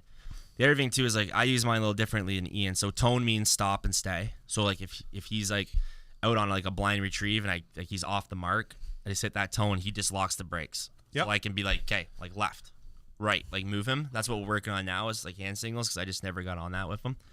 And then vibrate means come. So if I say vibrate, he comes to me. I use vibrate as like slow down. Yeah. Like if we're at the park and there's 20 people around, I use vibrate as like heel. Yeah. Do you know what I mean? Like you got to walk with me right now. As soon as we get to past these people, you can do whatever you would like. Yeah. But it's for the dog's safety. Like short-haired German pointers are very hyper dogs. You need to make sure that she's not going to run wild. Yeah. And run out into the road. Because then do you know what I mean? Like Absolutely. when I yell, if I yell come and you don't come, there's a warning shot, and then I'll shock you. But it's only for your safety. Yeah. I feel like you got to like cut that clip out of the show and put it on Instagram tomorrow. We're just trying to get shocked. We could What probably about do some that. fishing? Do it We again. should Get talk a- some fishing. Whoa, Amber, can you get us a do we pail have any of water? questions? Yeah, like we can just going on. Put We his gotta talk feet in some the fishing. water? Yeah. Put it. I want. Well, hold on. Well, do we have any questions, Amber? Yeah. Okay, let's fire some questions. We'll have a break, and then we'll come back and talk about some fishing. We got some good fishing stuff to talk about. So Okay, Mark We got some boots to Tomlinson- talk about, too. yeah, Mark Tomlinson is actually asking about the Upper Peninsula of Michigan. He's going pike fishing. Do you have any suggestions? No idea. Yeah, I think cast a fish it, spinnerbait. fish it White like one. home. Yeah, I think so. Yeah, You can't go wrong Well, with spinnerbait. he It is looks from like Missouri. anything that looks like the minnow. big swim baits. Call anything, South Fighter. spinnerbait. Yeah. I think I got sus number. Derek Malosh wants Yep. to know how Kyle's kayak tournament. Oh, fill us in. You had a hammer of a day out there. I've had a couple good tournaments now. If I Yeah. would only catch one more fish, I would have been. If I caught one more fish last weekend, I would have been third for sure if it was measurable. Oh, we should talk about these two. And then I had a good one on Coochie and got 8 with only 4 fish. Like I just need that lot. Like I just haven't had the good bites. You haven't got a limit yet in a tournament, or you have? No. Because I lost a couple fish off the boards, and like it's been a tough bite out there, in my opinion. You lost them off the board like you have. Shout out to My first Spy tournament I Point. did. Shout out to Spy Point who just updated me. There is. But throw that on the other camera there, Woody. I love this. There's deer at my my camera right now. Nice. Shout out. We should probably talk about those too. I love that kayak. Way more. Sorry, I I didn't love mean to that cut you off. kayak thing like way more than I ever thought it would be. Like I kind of like looked at, hey, this is gonna make a temporary thing until I buy a bass boat next year, and now it's like, I don't think I need to buy a bass boat. Yeah, that kind of brings me into this question here on That's Facebook weird. from Like, but Matt it's a ton Benson. it's a ton of fun, man. This question here from Matt Benson on Facebook. He says, "Do you think kayak tournament fishing is going to be more popular now because of COVID?" Because Kyle did during it. COVID. Absolutely. 100%. Because Honestly, Kyle did it. like the goal is like, so in the States, it's freaking huge. Yeah. It is. I mean, like huge. So I've been like doing a lot more research on it down there, and Right. Well, at the following States, KBF they just and- had it at the Bassmaster Classic. Exactly. Okay. So you guys get Mark's snacking. These are the new snack sticks from Jack Link's. Sorry, I didn't mean to cut you guys off. I'm No, just it's gonna all let good, Mark's. Everybody try one. Let us know what you think. so Sorry. So there's like Continue huge on. series down there. There's KBF and BASS runs a huge organization. Hobie runs a huge series down there. Yeah. And then a couple years ago, John Dean and Paul Winkle. Good guys. Yeah, and this might be just my knowledge. Like I don't know who was kind of into it way before they were, but I look at those two as like kind of like pioneers The Godfather. of the sports up here. They've really kind of brought it to the next level in Ontario. And you have a lot of other good guys like Steve Collins runs the Corfa Kayak Bass Fishing Club, and he kind of got that going. And there's other guys, I don't know their names, and I apologize, I haven't met them yet. But like when we get like 77 guys out to an event, like, and with no disrespect, like a bunch of guys floating around in rubber tubs. Right. With like payouts of over like $2,000 and stuff for Right. first, and like third place like 900, like for one day events. Like it's a ton of fun, and it's a different style. Like How much was third place? So on sturgeon, and John can, I think he's probably watching. He can hit the comments. I think first was like $2,300. Yeah. I think second was around 1,800, and I think third was around 11. And don't quote me Good on payouts. that, right? And then big fish was like 3 and change maybe. And don't quote me on that, but it's good money, right? And he pays down the 5th, I believe. So, anyways, shout out to Sean Quinn. Good comment. Sorry, go ahead. What? It was about you. I can't read it in public. Oh, sure you can. Yeah, I'll show you during the break. And you know what's another cool permission. thing? Another cool thing about the kayak really thing is Ontario Bass Nation, they've canceled the qualifier for like boaters and non-boaters this year, but the kayak thing is still a go. Yeah, so that's really cool too. And that's duck opener. So I'm just debating. So I'm debating if I'm going to fish it. Now it's a 2-day event on Seymour, and the top 5 go to Texas. Like there's no middle step. It's like you top 5 in Ontario, you're going to the Classic. I'm gonna buy a kayak. So people are like, you know Seymour pretty good. Who, sorry? You know Seymour pretty good. I do. But one side of me is like, am I arrogant? I don't know what that good. I know I could go out there and do well. But one side of me is like, I have this conception in my head I have to go duck hunting. And it's like, maybe I can go shoot my limit of wood ducks and then I can show up at the tournament anytime. But it's like, that's probably stupid. I'll probably get my butt kicked if I do that because that morning bite. Hey, guys, before we go to break, try one of these. Let us know what you think. But I recommend anybody get out there and try it. And landing big fish in a kayak is a way different experiment than What do you think about that dude? I don't know his name, but on Facebook, kayaking with the downriggers for Chinooks. That's what my brother Tyler does. Yeah. It's crazy. Yeah, on the ocean, man, on the ocean. Yeah, my brother Tyler lives out in BC. Ocean. On the Queen Charlotte Strait, and he's got a Hobie. He's a beauty, eh? Yeah, yeah. Or you see like guys catching like sailfish and stuff out of them. Like that's mental. Because like even on It's amazing how much you two are alike. Who, me and Tyler? You could be twins. Yeah, we are. Well, Yeah, you are. We're 3 years apart. We look exactly the same. We sound exactly the same. You walk almost like your brother. Both of you walk like apes. Yeah. Yeah. On your knuckles. Dude, and you think Sean McCall has big hands? Yeah. You should shake Tyler's hand. Yeah, he's got 30 pounds on me, so. Quick. You guys throw down right now in the parking lot. Who wins? I win every time. Really? Every time. Tyler, come back to Ontario. size of the fight and the dog, right, buddy? Yeah, every time. I rock both my brothers. Really? Yeah. Miles too? He's a trained ninja, for God's sakes, Ian. It was kind of my thing for like years. Right? Isn't that the weirdest? Hello. Look at that buck. It's Jean-Claude Van Damme over here. Look at that. Look at the 11-pointer. I'm gonna shoot that thing this year. Look at him. That's probably right in front of my stand too. No, it's not. Yeah, where is my stand, by the way? There. Where? There? It's in the parking lot. It's in the trailer. I know. Not up yet. You guys want to have a break and then we'll get back to this? Yeah, we had this. We got some serious fishing stuff to talk about. Do we? So, yeah. Okay, let's get deep into this. We even have a 2021 catalog. Yeah, dial it right here. And we got new Under Armour boots. I wonder how that got here. We're going to talk about those. We got so much more to talk about. Jack Links. Is it good, Mark? It is good. It is really good, eh? Very good. The new snack sticks are amazing. We got the jerky scented candle. Yeah, we can light that up. We should. Yeah, it smells beautiful. Amber, what were we going to do with that the other night? And we're going to take a break. See you guys in a couple minutes.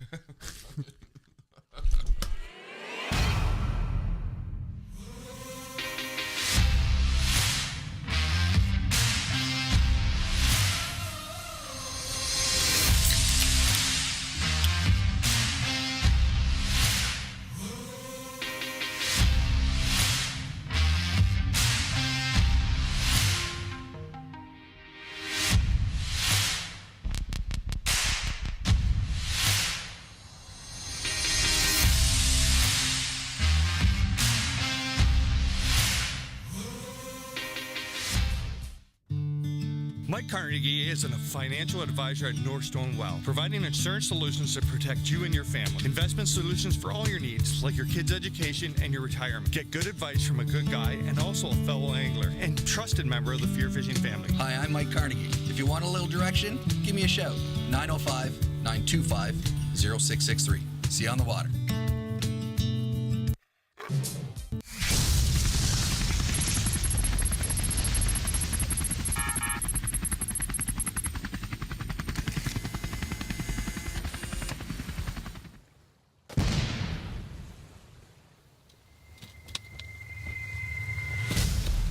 How did the Jack Links people find me? Look at this. Look at all the Jack Links. Just arrived on the water, loaded up, for the rest of summer. Cases and cases of Jack Wings beef jerky. I think we're ready for a little fall fishing. Nothing better than jerky and fishing.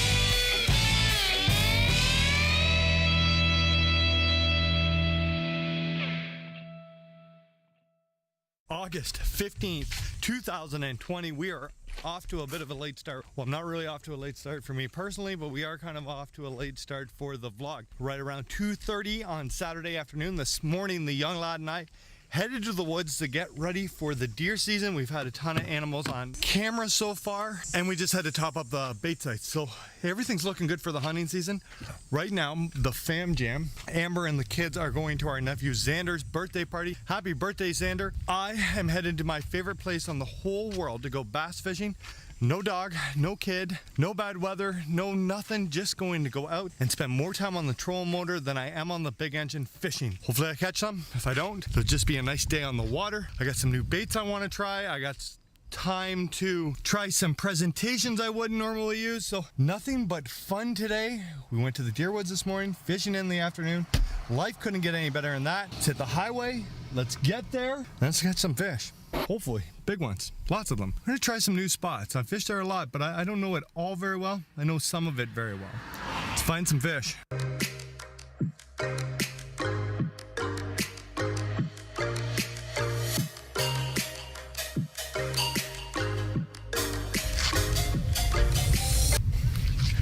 We have made it to the launch. I cannot believe how many people are here. I usually come this time of year in the evenings and there's one or two boats at both launches. Today, the parking lots are absolutely jam-packed. I'm not even using the launch I usually use because there's like, honestly, 100 cars there. It's a little rough out there, but I'm sure we're going to find some fish. I'm going to get this boat in the water or we're never getting it in. And then we'll do a little chatting about what's gonna go on and how we're gonna catch them, hopefully. Or my plan.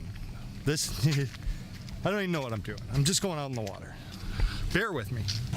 We are on the water. It is windy, choppy out here. The locals are fighting about where you can park and can't park. It's been a day so far. I'm telling you, a little bit of stress there that doesn't need to happen when you're just launching boats. But we're on the water. We're gonna try some new stuff. I got some new baits that I want to try. If they work, I'll show you. If they don't work, we'll keep using them somewhere until they do. I'm gonna get out of the wind for the first little bit, but I'm sure this is going to die down before the end of the night. And then we'll see officially where we're at. This is either gonna be really good or it's going to be really tough. That's my guess. It'll either be like, wow, this was amazing, or this is gonna be, wow, I can't believe we didn't catch anything. It is crazy busy out here. Let's get to a spot, start casting, and see what happens. It's going to be an interesting evening.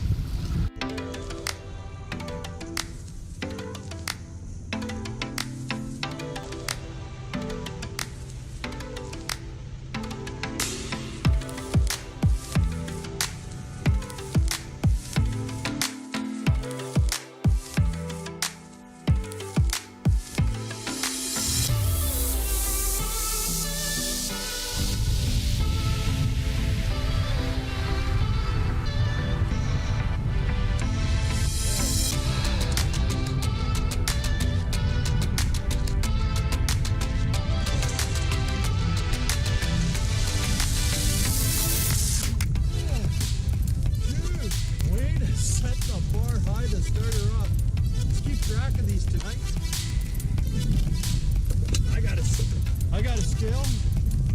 Ooh, that's not bad for the first one. Okay, we're gonna have to add them. And then clear up. That'll be a fun game.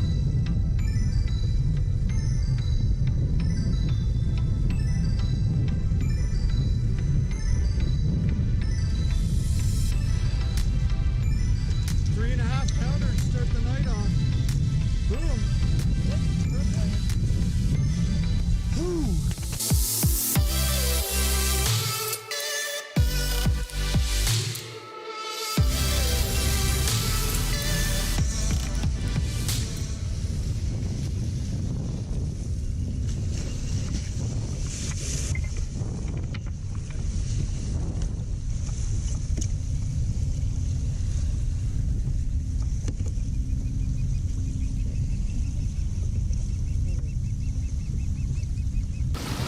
All right, here we go. It is 6:16. I've been fishing for 2.5 hours. I got one 3.5 pounder. I have caught no fish on the new baits that I tried, so we're not going to talk about those. I have seen 2 fish that I missed that weren't very big ones. I don't know where the fish is. I have a feeling. Fishing, making moves. We are back. Well, ladies and gentlemen, boys and girls, we got the Jack Link's candle going. Sean, did it really smell like jerky? It does. It's good, eh? You know, you should put that in the oven when you have a party, eh? People think they're getting something real delicious. Right. and just- I noticed in the comments that our good friends at Straycast are watching. Check them out Wednesday nights on the YouTube and the Facebook. Great podcast. Awesome, It is. guys. They're super, One of my super favorites. entertaining. Yeah, they're amazing. Pat's such a beauty. That's a beauty. Yeah. Where do we see Pat at the At classic? the Top Golf. Top Golf. He lives a dream, that man. I'm a huge fan of the Straycast. You're sweating. Oh, it's hot down here, dude. Is it? I'm in a sweater. Is that what you call it? Well, I came back from the break addicted to Smokehouse Snack Sticks by Jack Lang. Did ya? Did you guys try them? Not yet. They're delicious. I've had like I'm a 10 huge already. pepperoni guy. Yeah, me too. Like I like in the deer stand or out fishing. I like pepperoni. In the deer stand, you're whacking pepperoni sticks. Oh yeah. No wonder you haven't shot anything, Wes. That's You like guys one don't of eat the pepperoni? Pringles. You guys don't eat pepperoni sticks? Did you bring Pringles? Not in the deer No, Amber stand. did. Amber did. Amber brought Pringles bear honey. Actually, they were Lay's. Like in the bag, making all the noise. No, they were in the tube. Oh, the tube. It's debatable. I'm there for the experience. Bear hunting, you can take. Bear hunting, you can bring a pepperoni Yeah, stick. for sure. For sure. Not you can. deer hunting. We probably get why? They'll never smell your breath. Okay. Oh, buddy. 65 feet up in the tree. Couple things we got to work on this year. No pepperoni sticks, and don't leave the stand 10 minutes before illegals. Yeah. Walk across the field on your butt. I was excited for Adam. One of the bucks in the field. I was talking to Sean when I was like, Yeah, I gotta I go. There's a buck stand here. I was talking to you too. Are you? Yeah, we were together. Yeah. Sean He and was I were like, together. what is this idiot doing? Oh, I was like, you gotta be kidding me. A lot of things we're still teaching young Ian. I have a great time though. That's what it's all about. Where do you guys want to jump into next? We got questions, comments. You got anything, Amber? Yeah, I got lots. We'll fire them away. Garrett was correcting your prices of. Well, Garrett would know better than I would. 250 rounds of target load from East Hill is $79.99, and with the Browning Winchester rewards, it's $71.99. That's why it's such a great apparent. Deal. Where to Garrett, go, Stop it. Jer Bear? I'm used to dealer cost. Okay, stop. Actually, that's not dealer cost. I said 73 because that was before like all the increases and stuff. A dealer is lucky to make $2 on a flat of target load. Really? So stop haggling them. There's Really? no money in ammunition, especially. Why on is target that? mode.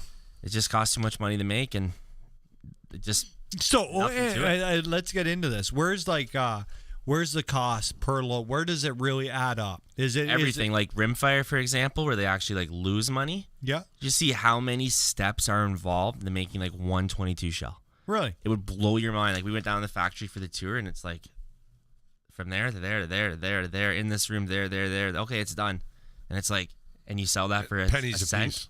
Like, how can you do that? Like, Yeah, I gotcha. it's crazy. Like it's absolutely mind blowing what it takes to make. Where's 20 all this shell. made? East Alton, Illinois, and It's Oxford. North American made Oxford, too, Missouri. right? Like ammo's made in North America. This is not something we're importing from China. Still a huge shortage right now, though. Really? I think isn't there something to do with trade agreements that we cannot import ammunitions from? It all depends. There's like certain embargoes and stuff. Like if you watch like the movie like War Dogs, Yeah. they had all the Chinese in, but That's no, like there is a lot of European ammo like imported over here. Yeah, like a there lot of is. those companies, but a lot of it's made in the U.S. Like Federal is and Winchester, Challenger's made here in Canada, Score, a couple others. But you want to shoot Winchester.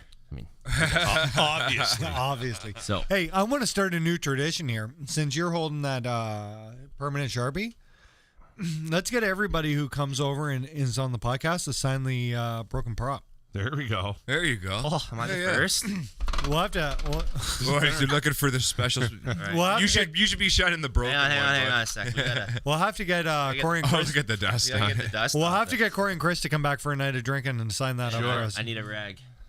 No, we'll just sign over the dust. Nobody. There's a rag You're- behind you, you're Makes it Mark. authentic. top right corner of your shelf. While we were talking about the East Hill stuff, Emily O'Donnell McKinnon, Yep. she was wondering how she got a Whitetail Classic shirt. You can get them online on the East Hill site, or you can believe go so. into East Hill, and the cost on $20 those is bucks. $20. Get you a T-shirt and a direct entry into the draw. And if you're up in Bancroft, go Mac visit Attack, Emily at yeah. her store, Mac Attack. I did a live Phenomenal store up there. interview Tons for of them. good hunting stuff. She's just getting going. She's done a phenomenal job. So, Kyle's got this thing shined up. You're going to be able to put that prop back on the boat, but well, Ian told me that if I was on his show, he'd make me famous. So, He's got your first signature. that number is 905-809. 9-6. Yeah, we're gonna give somebody else's number away. Like that could be anybody. Greg's. What's that famous song? We all need to sign it. No. You're not a guest. Here, No, no, you're not. Don't sign my. we gotta sign it. You know what? No, because we're all gonna sign it. And at some point, we're gonna give it away for something really cool. we're going to give that away. Yeah, well, maybe someday. Who's shipping? Listen. You'll give it away at the Peterborough Pick up Fishing Show. only. Listen. Well, it's not like I'm not gonna ever break another prop for the studio. Oh, you're totally wrecking your prop next time you're out now. Good one. Sign that up, Sean. What are you doing? Sign it. I got an interesting question, I Okay, think. fire it away. Yeah, let's do it. We need some. Kyle Harvey wants to know, how do you guys think we as outdoorsmen can start putting forward the idea of conservation and allowing deer to pass for the presumably busy upcoming hunting? Well, welcome to my entire hunting career, where I just let them walk. Yeah, we're pretty good at that. A miss is not a pass, Ian. No, so what do you think, Sean? Would we all agree Sean has the most deer experience? Oh yeah, for sure. So, what do you, Pat? What do you think when you're up there and you're judging? What do you think? And everybody has their. Here's another thing. Everybody's into hunting for their own special reason. Exactly. So I don't judge it either way. Not to cut you off. Go ahead. Are we talking about judging the animal? Yeah, like Yeah, so. how do you- How do you decide what makes you decide to pull the bow back, like draw the bow? Yeah, that's an interesting question. Well, it starts off with what I see on my cameras early season, right? And then I'll pick a couple of potential shooters, deer that I'm after, and I'll fuss over those deer. I'll try to figure out those deer, their travel paths, where they're going. Like I'll try to put a pattern together for them. It's still really hard to do because you never know where any one deer is going to be because their home range is huge, right? But I try to bring in as many does as I can. We don't shoot the does. Yep. We stop shooting does on the property. The more does you have, the bucks are going to come. Well, In most situations, but there is certain situations like ours where We have too many. yeah, way too many. You got like Way 300 too many. does. Is Dave Bairstow watching this right now? Dave, we need to talk now. Yeah. Yeah. We need your doe tag. We need to have a Diamond Dave Ponderosa. Well, you should have all meeting. put in for doe tags already. We did. We did. I didn't. All of you? Well, I don't. I didn't. I've Why? only drawn a doe tag. So once. here's Nuts. my We don't shoot my does. thing with deer. We should send John to the M&R office to get us some farm hunting tags. Well, like that picture you have. There's got to be almost 20 deer. One Spy Point camp photo from this week, 20 does in the field. With 3 bucks, young bucks. The young bucks can stay. Some of those old does. I saw one on camera this week. If anybody's asking, this property's near Collingwood. Yeah. Well, those are the does you want to get rid of. Those old those ones dried up. Yeah. Last year, I had 13 in front of me that one night. Yeah. So here's the big thing. I grew up on They're educated. I grew up on a cattle farm. You can only have so many cows and calves per acre on your farm. You can't have 100 acres and 1,000 cattle. It can't support itself. See, right? You can't have too many deer. I feel like last year we only saw the big buck, other than the one Adam shot. The big boy came running out of that doe. Remember that night I was like telling you to rattle your horns or something because he was standing on the edge of the field, like try anything. He is dying to go out in that field and he just won't go. If you guys thin out those does, you'll have more bigger bucks. We'll see more bucks. 100%. Yeah. Now, here's my feeling about hunting. I have never been in the stand where I seen somebody come over the hill who I was like, that's him. I've never had that feeling. Yes. I've never experienced. I've had that feeling. Oh, it's unreal. And that's what keeps coming back. And that's where I got back. I've never had the that bow earlier. It's like if it was a gun, you'd be so done. And right? I've had lots of little bucks walk by, and I was like, nah, just this is kind of cheap. Now I get that and it's chest. only like, there's nothing wrong with shooting a small buck to eat. I think it all depends. Like it's what you want out of it. And the thing is too, like if you're getting a young person to hunt, like I honestly think for everyone's first deer, they should just harvest something. No, I'm going to be the guy who only shot 200s. No, and that's fine. That's your decision. But I think that sometimes you got to get a monkey off your back. There is a monkey. Sorry, the dog's smelling my balls right now. What? But same thing too is not everybody has what it takes to like take life. Yeah, I know. And I don't mean that like in a disrespectful way. Like it's an ordeal, and it should be. And you thin a lot of people out with that first kill. They don't come back. No, yeah, and that's okay. Sure. But I mean, like if you have a young kid, like if I have my 12-year-old daughter, like when she's 12 and we're hunting, sorry, she's 2 now, but you know what I mean. Yeah. If a nice like doe walks out and we got a tag and we haven't shot one in 5 years because we don't shoot the does, I'm probably gonna shoot that doe to like get her some experience and get that moment, absolutely, that picture, yeah. And I'll probably hook her for life on it, yep. right? So, but then there's other people like Ian. He's like, I'm only shooting a 200 class buck. I just want that That's experience, fine. though. But if you're if you're motivated enough to do that, I then couldn't there's nothing care wrong if with I it. ate tags for the next 200 years. I feel like a young buck comes in, and this is just my personal opinion. I feel like a young buck comes in. I'm not hard up enough that I need that meat. I feel like I'm going to let him walk. He's going to live a good life, and I'm not going to shoot him because I feel the need to please the crowd. But then the other guy goes, well, if I don't shoot him, the neighbor will. And I'm totally fine. If the neighbor makes that decision, that's totally fine with me. The day that I see him come, he may be a 6-pointer, he may be an 8-pointer, he may be a 14, he may be a 36. Yeah. I'll know as soon as he walks out of the woods. I'm going to grab my bow or I'm going to grab my gun, and this will be the deer I shoot. You know what? That's fine, because as far as I'm concerned, like me and Mark were talking, like you keep feeding them, we'll keep shooting them. That's right. I hope so.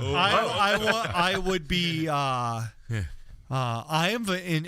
really enjoy being the guy who goes out there and sets up the cam and puts the food out and keeps everybody up to date on what's going on. That's a huge part of this for me. That's the whole part of it. Same with squirrel hunting. I'll tell you, for the first 5 years I hunted, I didn't shoot anything. I passed everything I seen. I shot at a couple deer. I made a couple mistakes, right? And I learned huge from it in the field, right? And that's what you do. If you make a mistake in the field, you better learn from it. Yeah. Because if you don't, get on to something else. No, for sure. No, I made, like my first buck, I shot actually at Kevin's farm. Yeah. And I put it right through its shoulder of a slug. And that thing, like it ran off in the bush and it ran right past Luke. And this deer would have laid down and died, but Luke was probably 300 yards away from me in another watch. So Luke finished it for me, which is like the right thing for him to do, like when we're party hunting like that. But I was still like upset because I didn't understand like why that deer goes so far. But it's like I made a bad shot. Yeah. And I'll never forget it because it was a mistake because he was to my left, just hanging out in the bean field. Yeah. And I took all the time in the world to turn and stand up and shoot when I should have just sat there, let him work his way in front. Yeah. Because I'm like, holy, there's an 8-point buck, or he was a little late, but it all worked out. You got to learn. But my second deer, I shot him sitting on the ground underneath an apple tree. Really? Yeah. He just walked out in front of me like 10 yards, shot him with my bow. That was my first bow deer, and he was a little spike buck. That's like That's still one of my best memories I've ever had. Nice. So they answer like the question of the original person answer the question. Do whatever you're morally okay if you think's right. Don't care what anybody else thinks. It's kind of like the question here. I wouldn't personally kill a bass to eat it, but I would never in my whole life judge somebody who killed a bass and ate it. Now, right? It's the laws there is to set in place. If somebody would like to take a 6.5 pounder home from Wolf Island and grill that thing up, you have all the right in the world to do it. If you want to shoot a little tiny spike We're buck, not going to give you any waypoints. No. But if you want to shoot a little tiny buck, and I can understand if you have like very limited time to hunt, shoot the first deer you see. For sure. I've been very lucky with my hunting career that I have time. I'm sure that Kevin will be fine if I take time off to go hunting this year. Like I'm not in a rush. Didn't you tell me you booked all of November off? No, I'm pretty much from like October 1st to December 31st. Now, on the other, playing devil's advocate though, Kevin's like, this is how and here's another thing. I've fished for my entire life, more than the average person. I've fished more in the last 10 years than the average person would in 4 lifetimes. Oh, for sure. I get way more excited about hunting because it's new. Mm-hmm. So Kevin's always like, why don't you take a couple days off this week and go fishing? Well, I like being at the store. But realistically, I'm saving this up for hunting. I think you should take a couple days off to go fishing. You've taken a couple off. Yeah, I texted him the other day. I'm like, hey, like, any of you guys still fish? Now, getting back to what you guys are talking. Kevin just texted me and said, no, you're working all fall. There you go. So, getting back to that, though, like, it's still a memory. So, like, when Kevin invited me out, that was a bad shot I did on that deer. Luke finished it, but they never once made me feel bad about it. No, yeah. They were always like, Kevin was like, hey, and I was like young 20, early 20s. He's like, I learned and experienced this and that. But I know now, like, I don't do that shot anymore. And you know what? And like, here's one of my favorite things. I've become the go-to guy for the spy point cameras at Easttail because I have so many of them up and I know about them, right? Yep. Lots of guys are excited about a spike buck as the 14-pointer they have on cam, right? Like, but that's what it's all about. That's what it's all about, right? Like, I have huge conversations with guys who show me all their pictures while they're getting new cameras to add to their collection. Yep. Who are so excited about a 2.5-year-old 6 Yeah, but you get to watch that. You get to watch that grow, right? Like right. It's the experience of hunting, not so much. I even had a conversation one time in Kevin's office. I like to go in his office and we have like a guy time and we talk about stuff. And I was like, it's almost a shame a deer's got to die, right? Like there's a part of me that's like they're majestic. They're like, this is like so beautiful. But in reality, I lost the last four seasons. Do you know what I mean? I'm gonna win one of them, but it is like a chess game of. Like, that's what keeps me going, right? Oh, it's the ultimate game. But now, they have to be controlled, though. If we 100% hunt deer, it would screw our ecosystem 100%. So bad. Just like bears. Right? Like in the States, like they have way more population, right? And but like I think it's Missouri. So Justin from Badfield was telling me they can't shoot a buck unless it has 4 points on at least one side. Yeah, okay. So you always pretty much get 8-point bucks, right? Yeah. Most of them are symmetrical, some aren't, and they have bigger deer. But it's different hunting down there. Public land, pressured. Yep. You know what I mean? Like, they're harder to kill, too. Like, not harder to kill, but... Are you allowed to run bait sites there? Yep. I believe you are in Missouri. Yeah, because a lot of the states are different, right? Yeah, Kevin would know about Pennsylvania because he spent some time there. He would know it. I don't think you can bait in Pennsylvania. I don't know. I don't know. I don't think you need to. Kevin will text us any minute and tell us. Pennsylvania, didn't they have some now down there? Yeah, well? so I don't think... I want to throw a question out. You're like right in there, eh? I'm really interested in this talking. Is baiting is a food plot considered baiting? Yes. It is? Yeah. If you're putting food down, it's a bait. Plot. It's a bait site. Oh, okay. See, but I argue, but I also kind of laugh like at no bait in Pennsylvania. No bait in Pennsylvania. So I also kind of like is bait. I like the kill plot idea, like pulling a certain deer in a certain area, but I also like laugh when like guys have so much agriculture around, they think like this little food plot's gonna pull the job when the cornfield's 100 yards away, right? Like you gotta.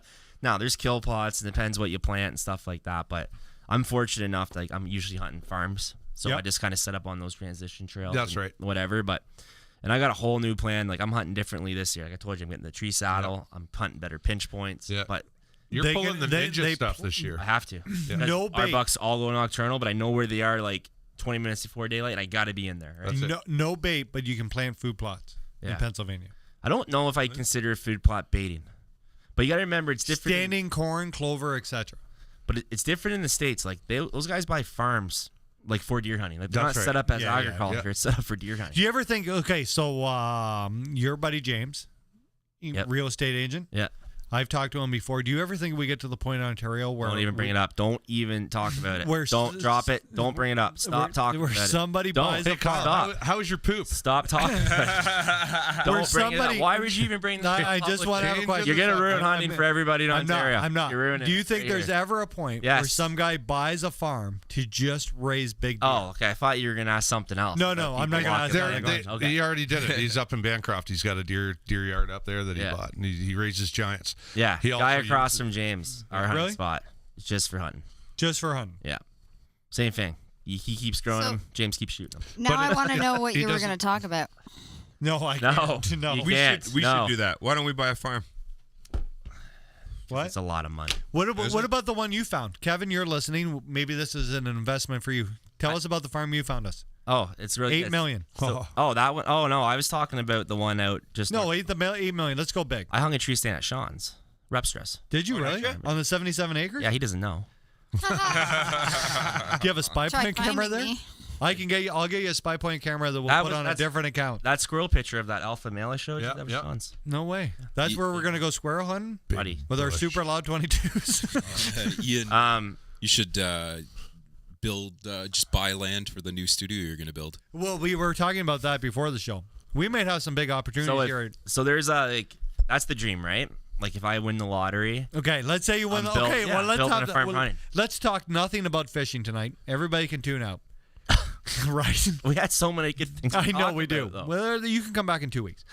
You win $57 million. What does your dream property look like? I think about this a lot. Oh man, I've had countless ones. Listen, I would buy 6 farms. I would give you a farm. Oh, I wouldn't give you a farm. I'd let you live on one of my farms. I'd let you live on my farms. I'd let Andrew Mercer live on one of my farms. I would let Marley Marr live on my farms. I'll let Crothers live on my farm. All I need is a farmhouse. I don't get a farm. What do you get a farm. What are you gonna have a farm? You want a farm, Woody? I'll give you a farm. But he gets the production farm. The plan is to collect as much acreage as I can. I'd like to land right about the Yellowstone Ranch. Oh yeah. Speaking of Yellowstone, right? The middle is the zone we can't hunt. We carve like 200 acres out in the middle. And It's nobody good to have ever goes in sanctuary. sanctuary. It is. And then we hunt the outside. I'll buy everybody side by side so we can come visit each other. But nobody ever goes in the middle. It's just a jungle. Yeah, but right? like, there's a lot. The of, week before we all die, we can go in there and see what it looks like. See, there's a lot of good deer hunters though that know they don't hunt their key spots until like that November rut when they know the buck will go through there, because that's been like a lot of my problem the last few years. It's like I'm like, yep, this is my spot, and I got action on camera, but it's at night. But last year, me and James left our spots. We didn't hunt in October. We bird hunted. We did ducks and pheasants. We saved the deer hunting, and we had a lot more bigger bucks around. Now they were a lot of nocturnal stuff, but we had bigger traffic in those areas. And James shot a nice 10, and the neighbor shot a nice one, and Good vice one. versa. It was right? James's buck. So was a good You didn't pressure the property. but we didn't pressure it. Now, Kevin, throw me the name of the big hawk stand while we're on this topic. but then that when we hunt there, it got pressured by neighbors and stuff like that. And I haven't even talked to James about this. He's probably listening, but I'm gonna maybe pull out of there for the gun hunt because he has his cousins and uncles coming in. So I'm gonna free up my spot and go for his to cousin, uncle. Diamond Dave's. And I'll go to Diamond Dave's, or I'll hunt one of my dad's farms for bow, because I like doing my hunting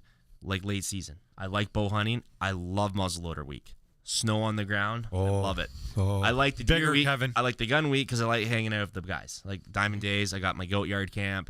You know what I mean? I like hanging out with the guys, seeing the deer brought in, shooting the shit, talking. Yeah. So I don't get upset, but every time I've like left my stand, James has gone in my stand, shot a deer. Like James. He has did? a I remember that when James that has a happened. lucky charm. Kevin, the name of the big hawk box stands that we're selling at East Hill. Yeah. Keep going. He's texting me. We're So, having a conversation. I don't. But No, anyways, no, did we ever dude. answer your guys' original question? Shoot whatever you're comfortable with. Yep. That's the answer. We should have Kevin sit in here one night. You should do a deer hunting special with Kevin. Yeah? You should. He knows his stuff. We could do like live sales and everything. I'll never say this to Kevin's face, but I pick his brain. He's like my dear mentor. Kevin, what do you think of this?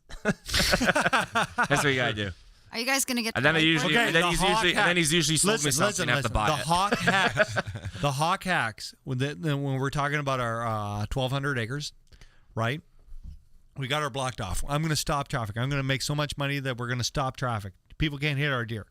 The hawk hacks is like the size of this room with like doors you open, right? 50 of those on the property. Big enough to do a podcast in. Wouldn't that be something? Tree stand.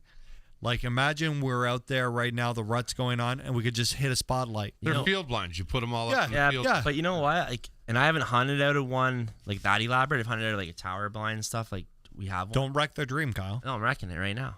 No, you're not. Yeah, there's something about hanging off the tree. Like, there is that moment. Stand. But there's some days in like December, like huge snowstorms, when I would like to crawl into a blind like that with a recliner and a nice crossbow. No, you're right. Because late season, I use a blind lot. Sometimes I would like to go deer hunting and just sit with a couple of you guys and have a coffee and talk and be like, oh, there's a 12-pointer. I don't want to talk. Which one do you guys want to shoot that one? Yeah. I don't. Yeah. There's like suffering, and I think that you need to suffer a lot in hunting, but there's some days where you just need to have a nice time. My buddy has a tower stand like that, and he's just a gun hunter, but he has a full lazy boy in it. Really? Yeah, and he has like a urinal, so the pipe runs down into the ground. I've thought of that because I pee a lot. Yeah. Actually, you could put that in any stand up the tree. I was thinking of it because I pee a lot. So, do you pee off your stands? Yes. I saw the biggest buck of my life from a tree stand while peeing. First deer I ever shot, I stood up like it was like 3 minutes before the legal late, and I had to pee so bad, man. I couldn't hold it anymore. I'm like, I'm done anyway. I stood up, peed, and they came in downwind. Yeah. Downwind. I stood up, peed, looked, and there was 2 bucks coming in. I picked up my bow and I shot one. So, like wiener in or out? It's the weirdest interaction. Yeah, it was still kind of. It wasn't out. It wasn't big enough to hang out. Come, yeah, okay. So 2 years ago, want me to throw it over your shoulder? Okay. 2 years ago, I missed a buck, and so I get up. There was opening day of gun in the afternoon, and I had some. You missed a buck? Yeah, I had some hanging limbs. That's a good story. I once missed a black bear the size of a Chevette. So I had a. I remember that. I had a sweet slug gun. I had a sweet slug gun. Sweet slug gun. And then I needed some money when my kid came along. So I sold my money. You sold your money. I sold my kid. Right? Biggest regret ever. I bought this sweet Maxis slug gun off Kevin. Yeah, they don't make them anymore. What was it? Sold it. Maxis 12 gauge. Anyway, sold it. Didn't have a gun. I'm like, I'll use my muzzle loader. But I didn't bring my muzzle loader that day. I brought my smooth bore with a red dot. I'm like, I'm not shooting past like 50 yards there. I'm fine. So anyways, I'm getting up on this tree stand. I'm cutting trees with a saw because I just didn't get it done. I'm like, whatever. If it's done, it doesn't happen today. I'm cutting this tree. I look over. Buck staring at me. Like, what? This isn't how it's supposed to go. I got the saw in my hand. I've already dropped branches. I'm making tons of noise. He's just staring at me. You think you're $2 fighting. So hearing all the branches kicking around. I sit down slowly. I sit down slowly, and he runs off. But he stops like 20 yards further, and he just starts licking this tree. And he's licking this tree for like literally 45 minutes, and I can't handle it. And I think I got a shot. Like if I had a slug gun, done deer. And then finally, I'm like, I think he's close enough, and I'm ranging him. I'm like, yeah, he's close enough. I can shoot this deer. Anyways, I shoot and I miss. Like decent buck. And anyways, where I was going with this, like noise, doesn't matter. Walking out, depends making what kind noise. of noise. Yeah, but that would have just sounded like a deer brushing, right? If you crack ice on your tree stand on the metal, they will blow just like that. Yeah. If it's not a natural noise to the bush. Yeah, if you when you're sitting in the woods, there's like the sound here and there's background noise. Mm-hmm. Do you know what I mean? Like you can. But if you make a rubber on metal like that squeak, they don't like that shit. Oh man, I'm so pumped up for hunting. So I'm sitting in my diving Dave's, right? I see does coming up from the long field where we turkey hunt. Yep. Right? No big deal. The cattle, the Hereford bulls. Shout out to John. They've been out all week.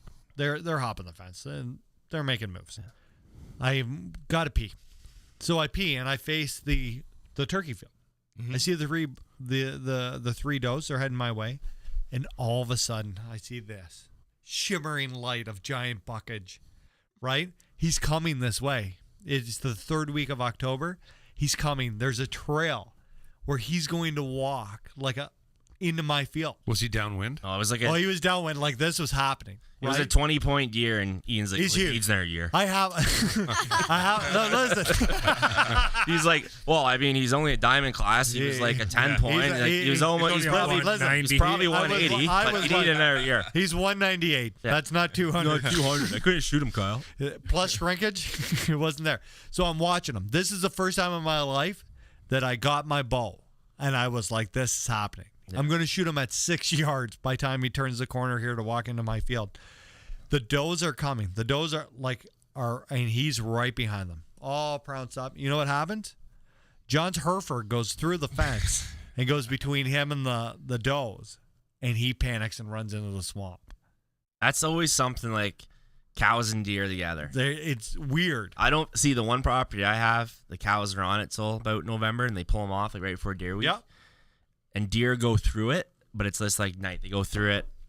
I saw one get a buck in there like during a gun hunt. Couldn't shoot them, but they don't hang around. And I think it's because it's fenced in heavily and it's full of cows all year. Yeah, that's my opinion. We have a. But turkeys, phenomenal Dave, turkey property. At Dave's, where the cattle are, never deer in those fields because the grass is cut short. Yeah, right? Like they'll nuke it down. Yeah, right? yeah. So I don't think they dislike each other. I think that they don't really like each other. The most disappointing thing in the world is to watch a 2,600-pound Hereford bull destroy your bait pile. And then you're like, I should shoot that thing. Yeah, and I actually texted John one time, and I was like, how much a pound for that Hereford? And I sent him a picture. No, it's hunting season's awesome, man. You make some of your best friends through hunting. You do. So we talked about this before. We didn't really know Adam. Well, right? Or Dave, really, for that matter. Not Adam really, shoots like a buck. He's like a blood brother for life, right? Do you know what I mean? Like, I don't know Adam like terribly well, but if he called me right now, I would drive to his house and help him. See, like, do you know what I mean? Yeah. Like we killed the deer together, we dragged it out together, we butchered it together, we ate KFC with bloody hands together. Like yes, we did. Yes, we did. Right? Like, there's a moment there. I think I ate half. If Adam called me right now, and it's almost like being a Mason, being part of a deer camp, right? If Adam called me right now and said, I need $40 to get to work right now, I need to transfer him the money. Yeah. It's like a League of Extraordinary Gentlemen. That's right. Yeah. I think camp's the fun part. Like, I still want to, like, this year. We're going to do our dinner. We need a suit and tie night. We're going to have a suit and tie dinner. I'm getting Dave a gavel. Like, he's like the leader, you know? Like, Sons of Anarchy. When we make a plan for who's going to what stand, like, he slams that gavel we'll down. Get John solid. DJing. Hey? John DJ. John Denver. Because then we're not going to have anybody stealing stands like Adam last year. When the gavel drops, that's the rules, boys. I've never seen somebody so mad as when Adam showed up and realized Dave was in a stand. And then he goes and shoots the butt. Then he goes and shoots the butt. Yeah, those are good times. Do you guys want to talk about fishing or what? Yes. You got a whiteboard full of stuff Do we got up there. any questions?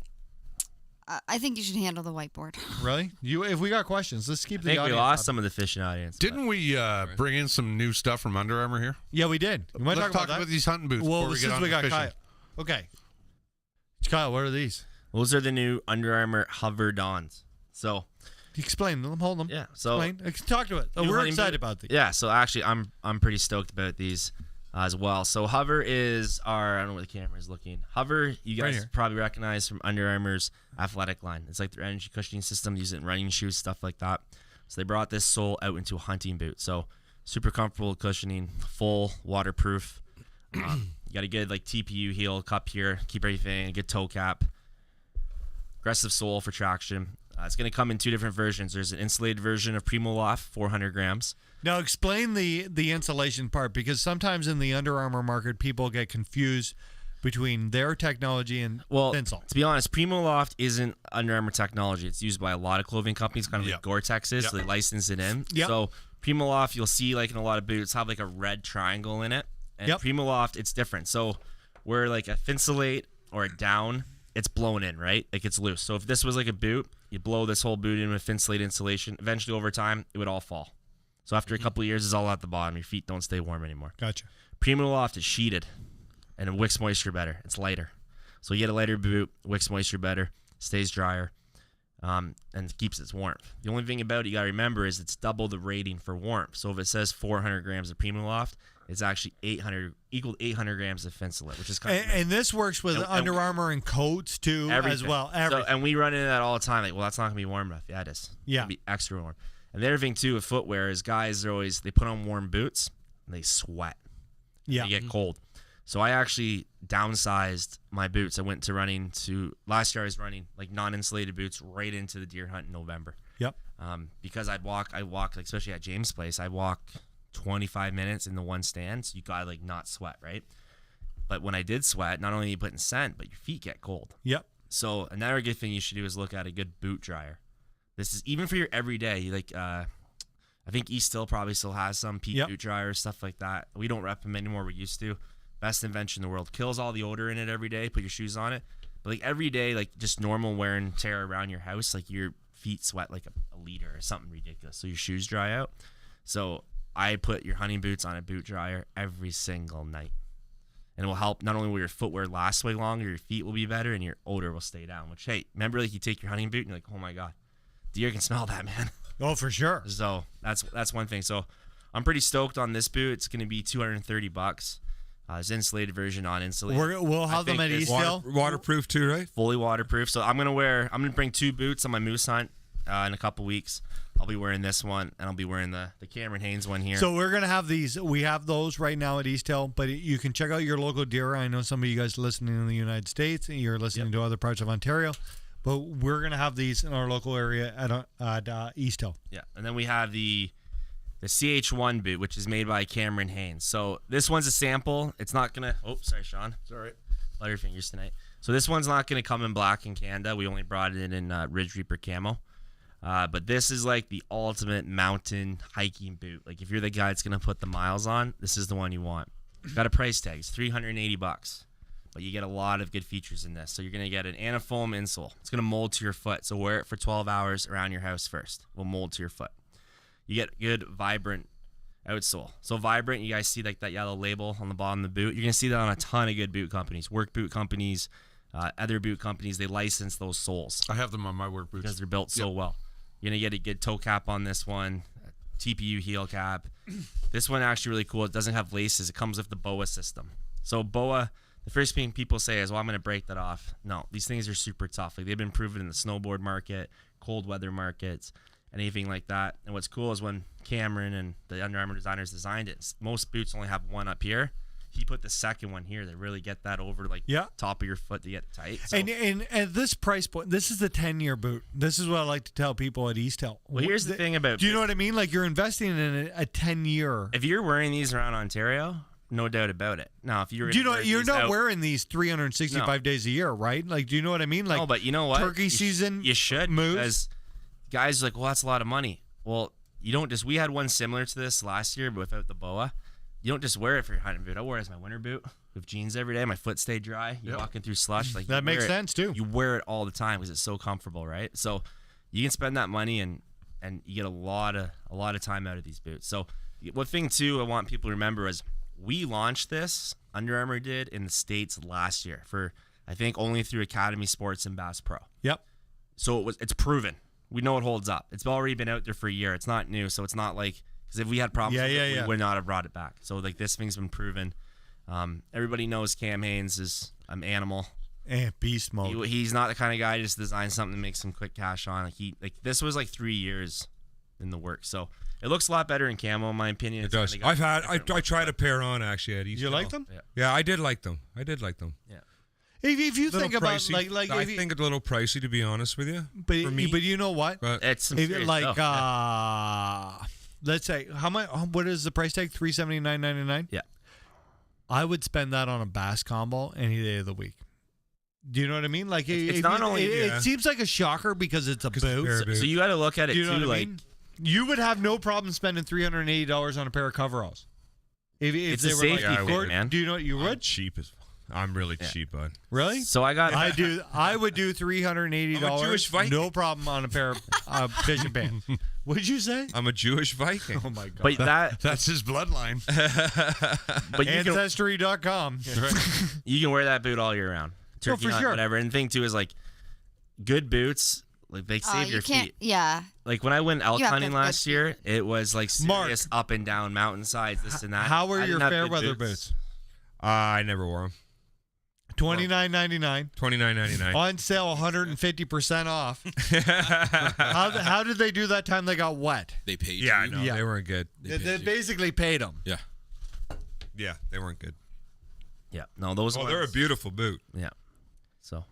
I'll be wearing them this year. Kyle, what's If you're wearing them, I'm wearing them. what's that thing called? The round thing on the BOA system. BOA system. Yeah. So basically, it works like a ratchet system. So you pull it out to undo it, you push it in, and it just, I don't know if you guys can see that on the camera, just tightens up. And like they'll never come loose. Oh, that's quick. So They you don't are have to slick. readjust They are your really good. laces. So yeah, I'm looking forward to. And you just pull it out to release it, right? Yeah, so you just literally pull it out. So I'm gonna get a set of these. This is my sample. I'm not a size 9. I'm a size 11. So I'm gonna get a set of these for my moose hunting. And Darren, I'm going moose hunting. Hold on He's a an second. animal. We'll be doing some miles. Anybody listening, I might have the deal of the century coming up for you.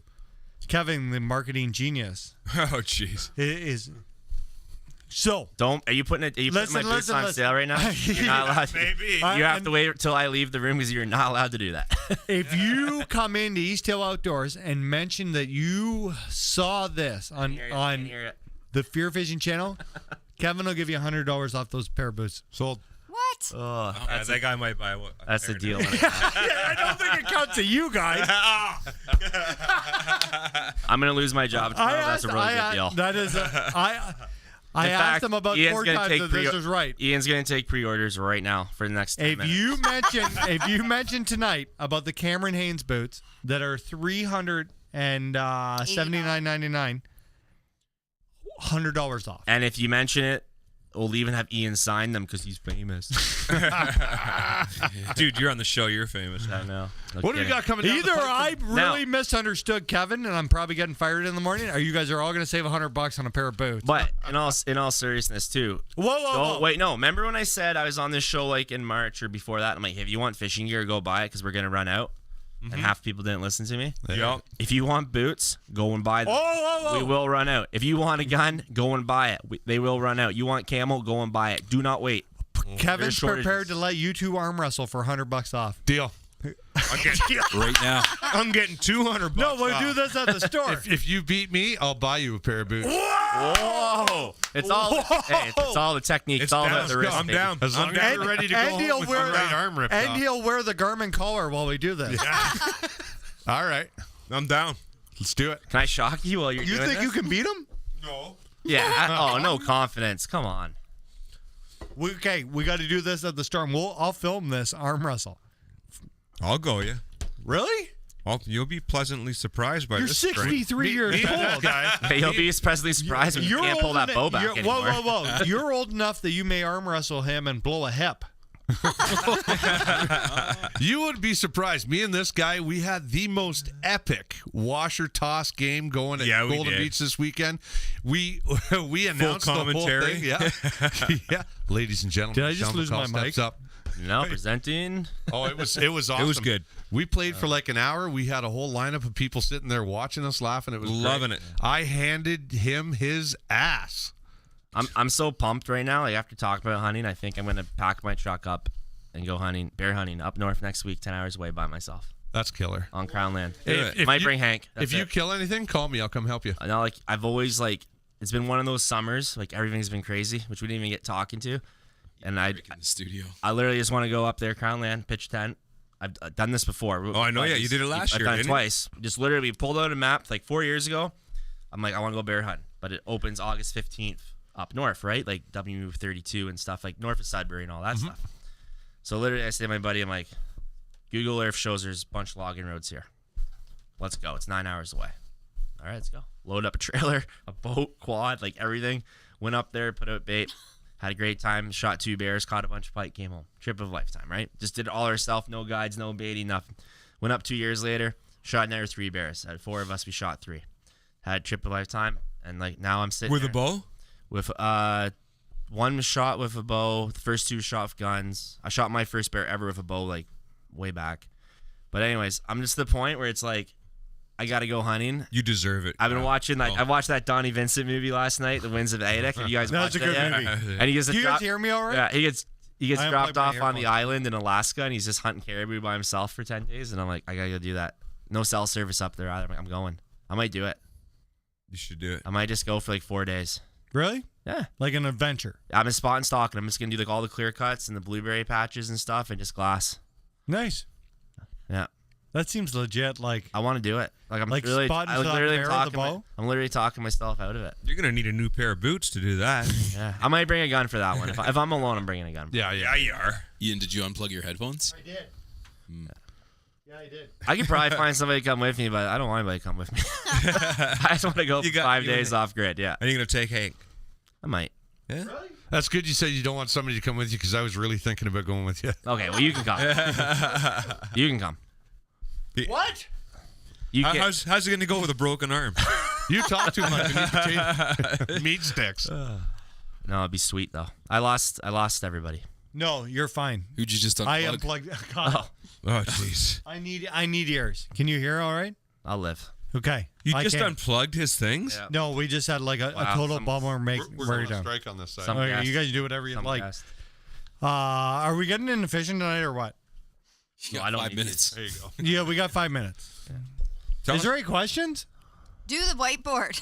No, we can't get through It's the a whole whiteboard nother now. show. We should like go over these topics though. People are gonna want to tune in. Like, look at these topics. Like, we didn't even talk about the shortage in supply right now. So go buy all your hunting and fishing stuff. Right now. It is really short. And salmon. Oh, it probably won't be trade shows this season. So attend all the dealer sales this fall. Explain that though.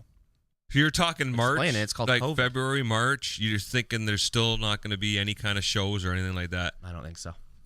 Not the way it's going. I think it's. I think everyone will hold out at the very last minute. Some have been canceled, especially in the States. Well, Some, you're looking these shows. They're like February, March, and the planning to those shows start almost now. Yeah, Like, now. already done. Now, You're yeah. gonna go You're over- gonna- Last February, Right? March. You're going to see a lot of organizers, including me, like for Peterborough, try to hang in there until we're absolutely told we can't go. We're going to do everything we can to go if it's safe. If people will insure the event, that's a whole different challenge these Right. days. Insurance has like gone through the roof, stuff like that. But I know like Toronto Boat Show, they still say they're going. I'm sure like everybody will go if they can, but is it safe? But now it's the companies. Will companies send their employees? I know if companies we represent are like, hey, we're just not doing shows this year because it's a safety thing, right? Like to go stand at a trade show for 12 days or some of those long ones. That's or what SHOT Show Shimano in did at the Vegas. Classic. Yeah. Garmin did the same thing, right? Right. Like it's Yeah. so it's I don't know. I hope there is. I hope we're back to normal by then.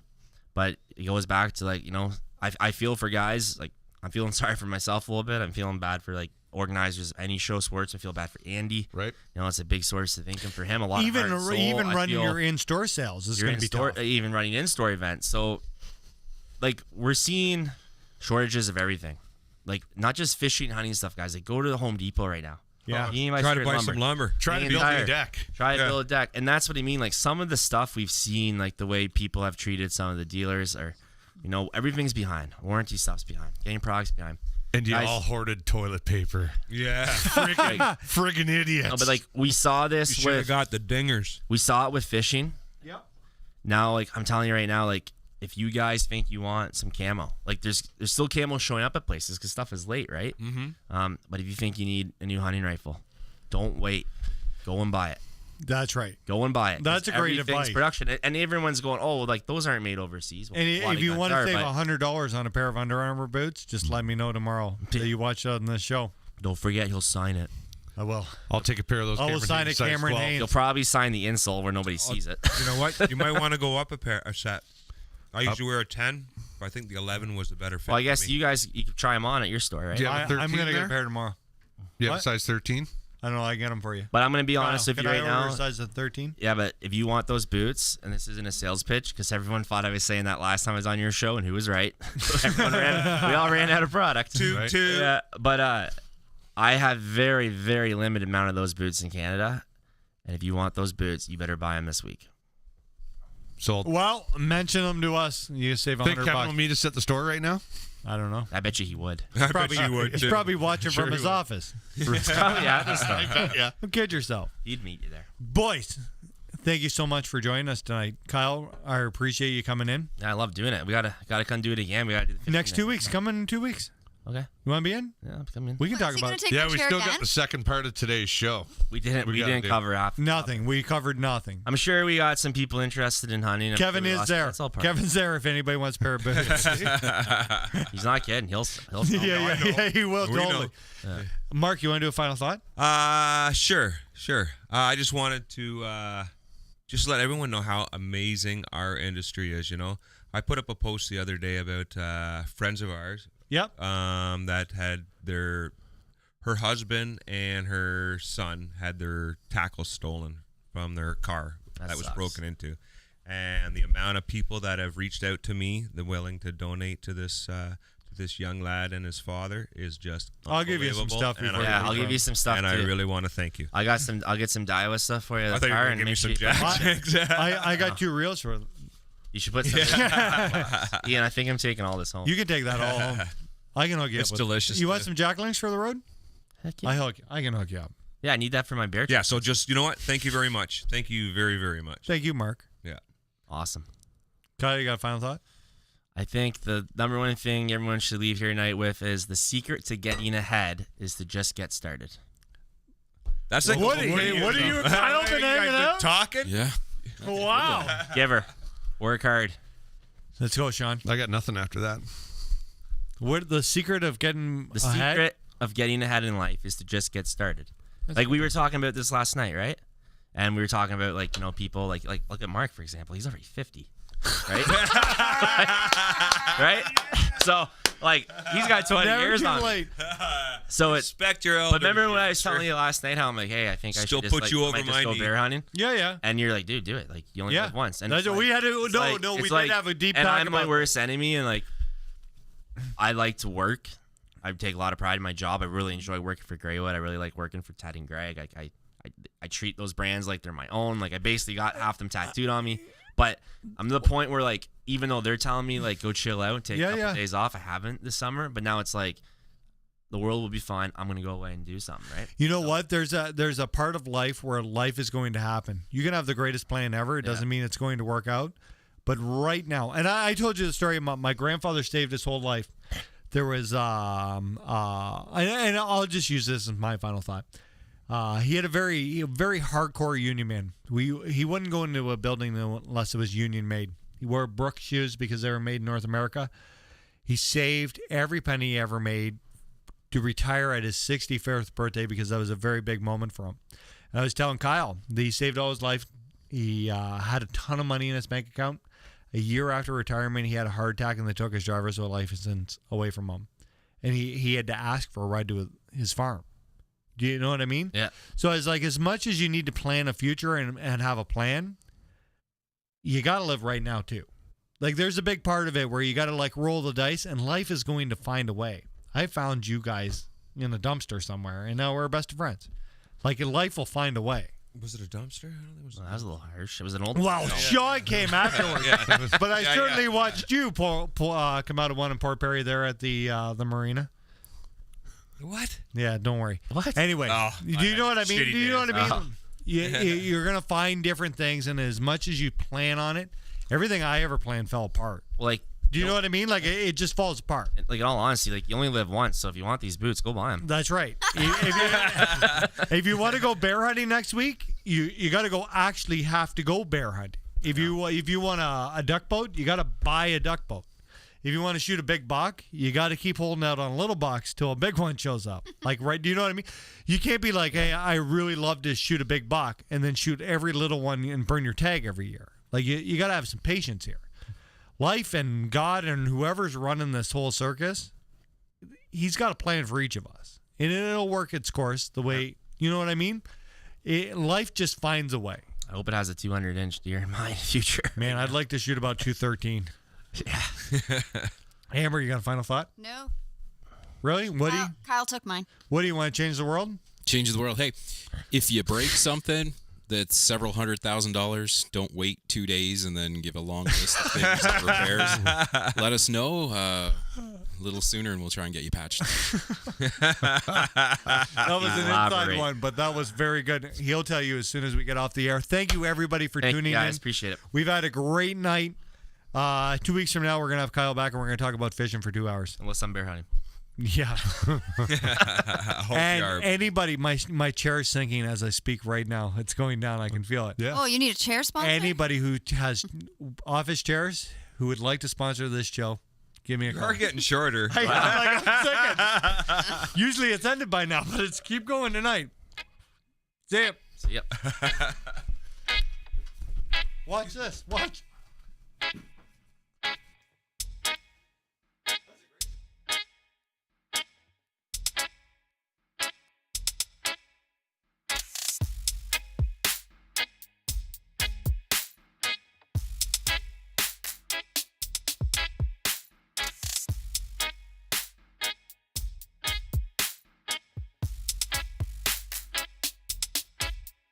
My sight, my soul, my heart, you stole with the lies that you told. Hoping I would never know you like your plan. Want me to be another man you control. But lo and behold,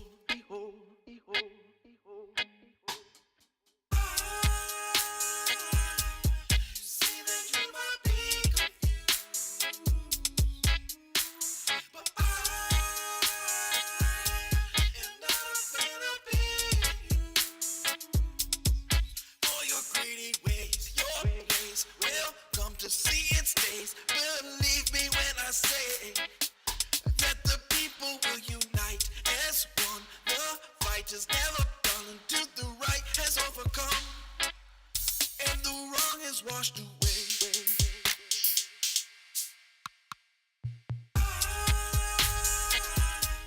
See that you might be confused, but I am not a fan of being used. For your greedy ways, a few hundred years, my soul was there, and now I'm here. Don't mean that I don't care. Some ain't sincere, some are fair. But when the power's clear, integrity is rare. But I ain't gonna sicko with the facts and lay down with no hope. Relax and enjoy to the max what you got where you at while they climb on a thin rope. Well, what they try to do is sedate us, teach us how to hate and separate us. Never really wanna tell it straight, just pretending what is great while they try to recreate us. My sight, my soul, my heart, you stole with the lies that you told. Hoping I would never know.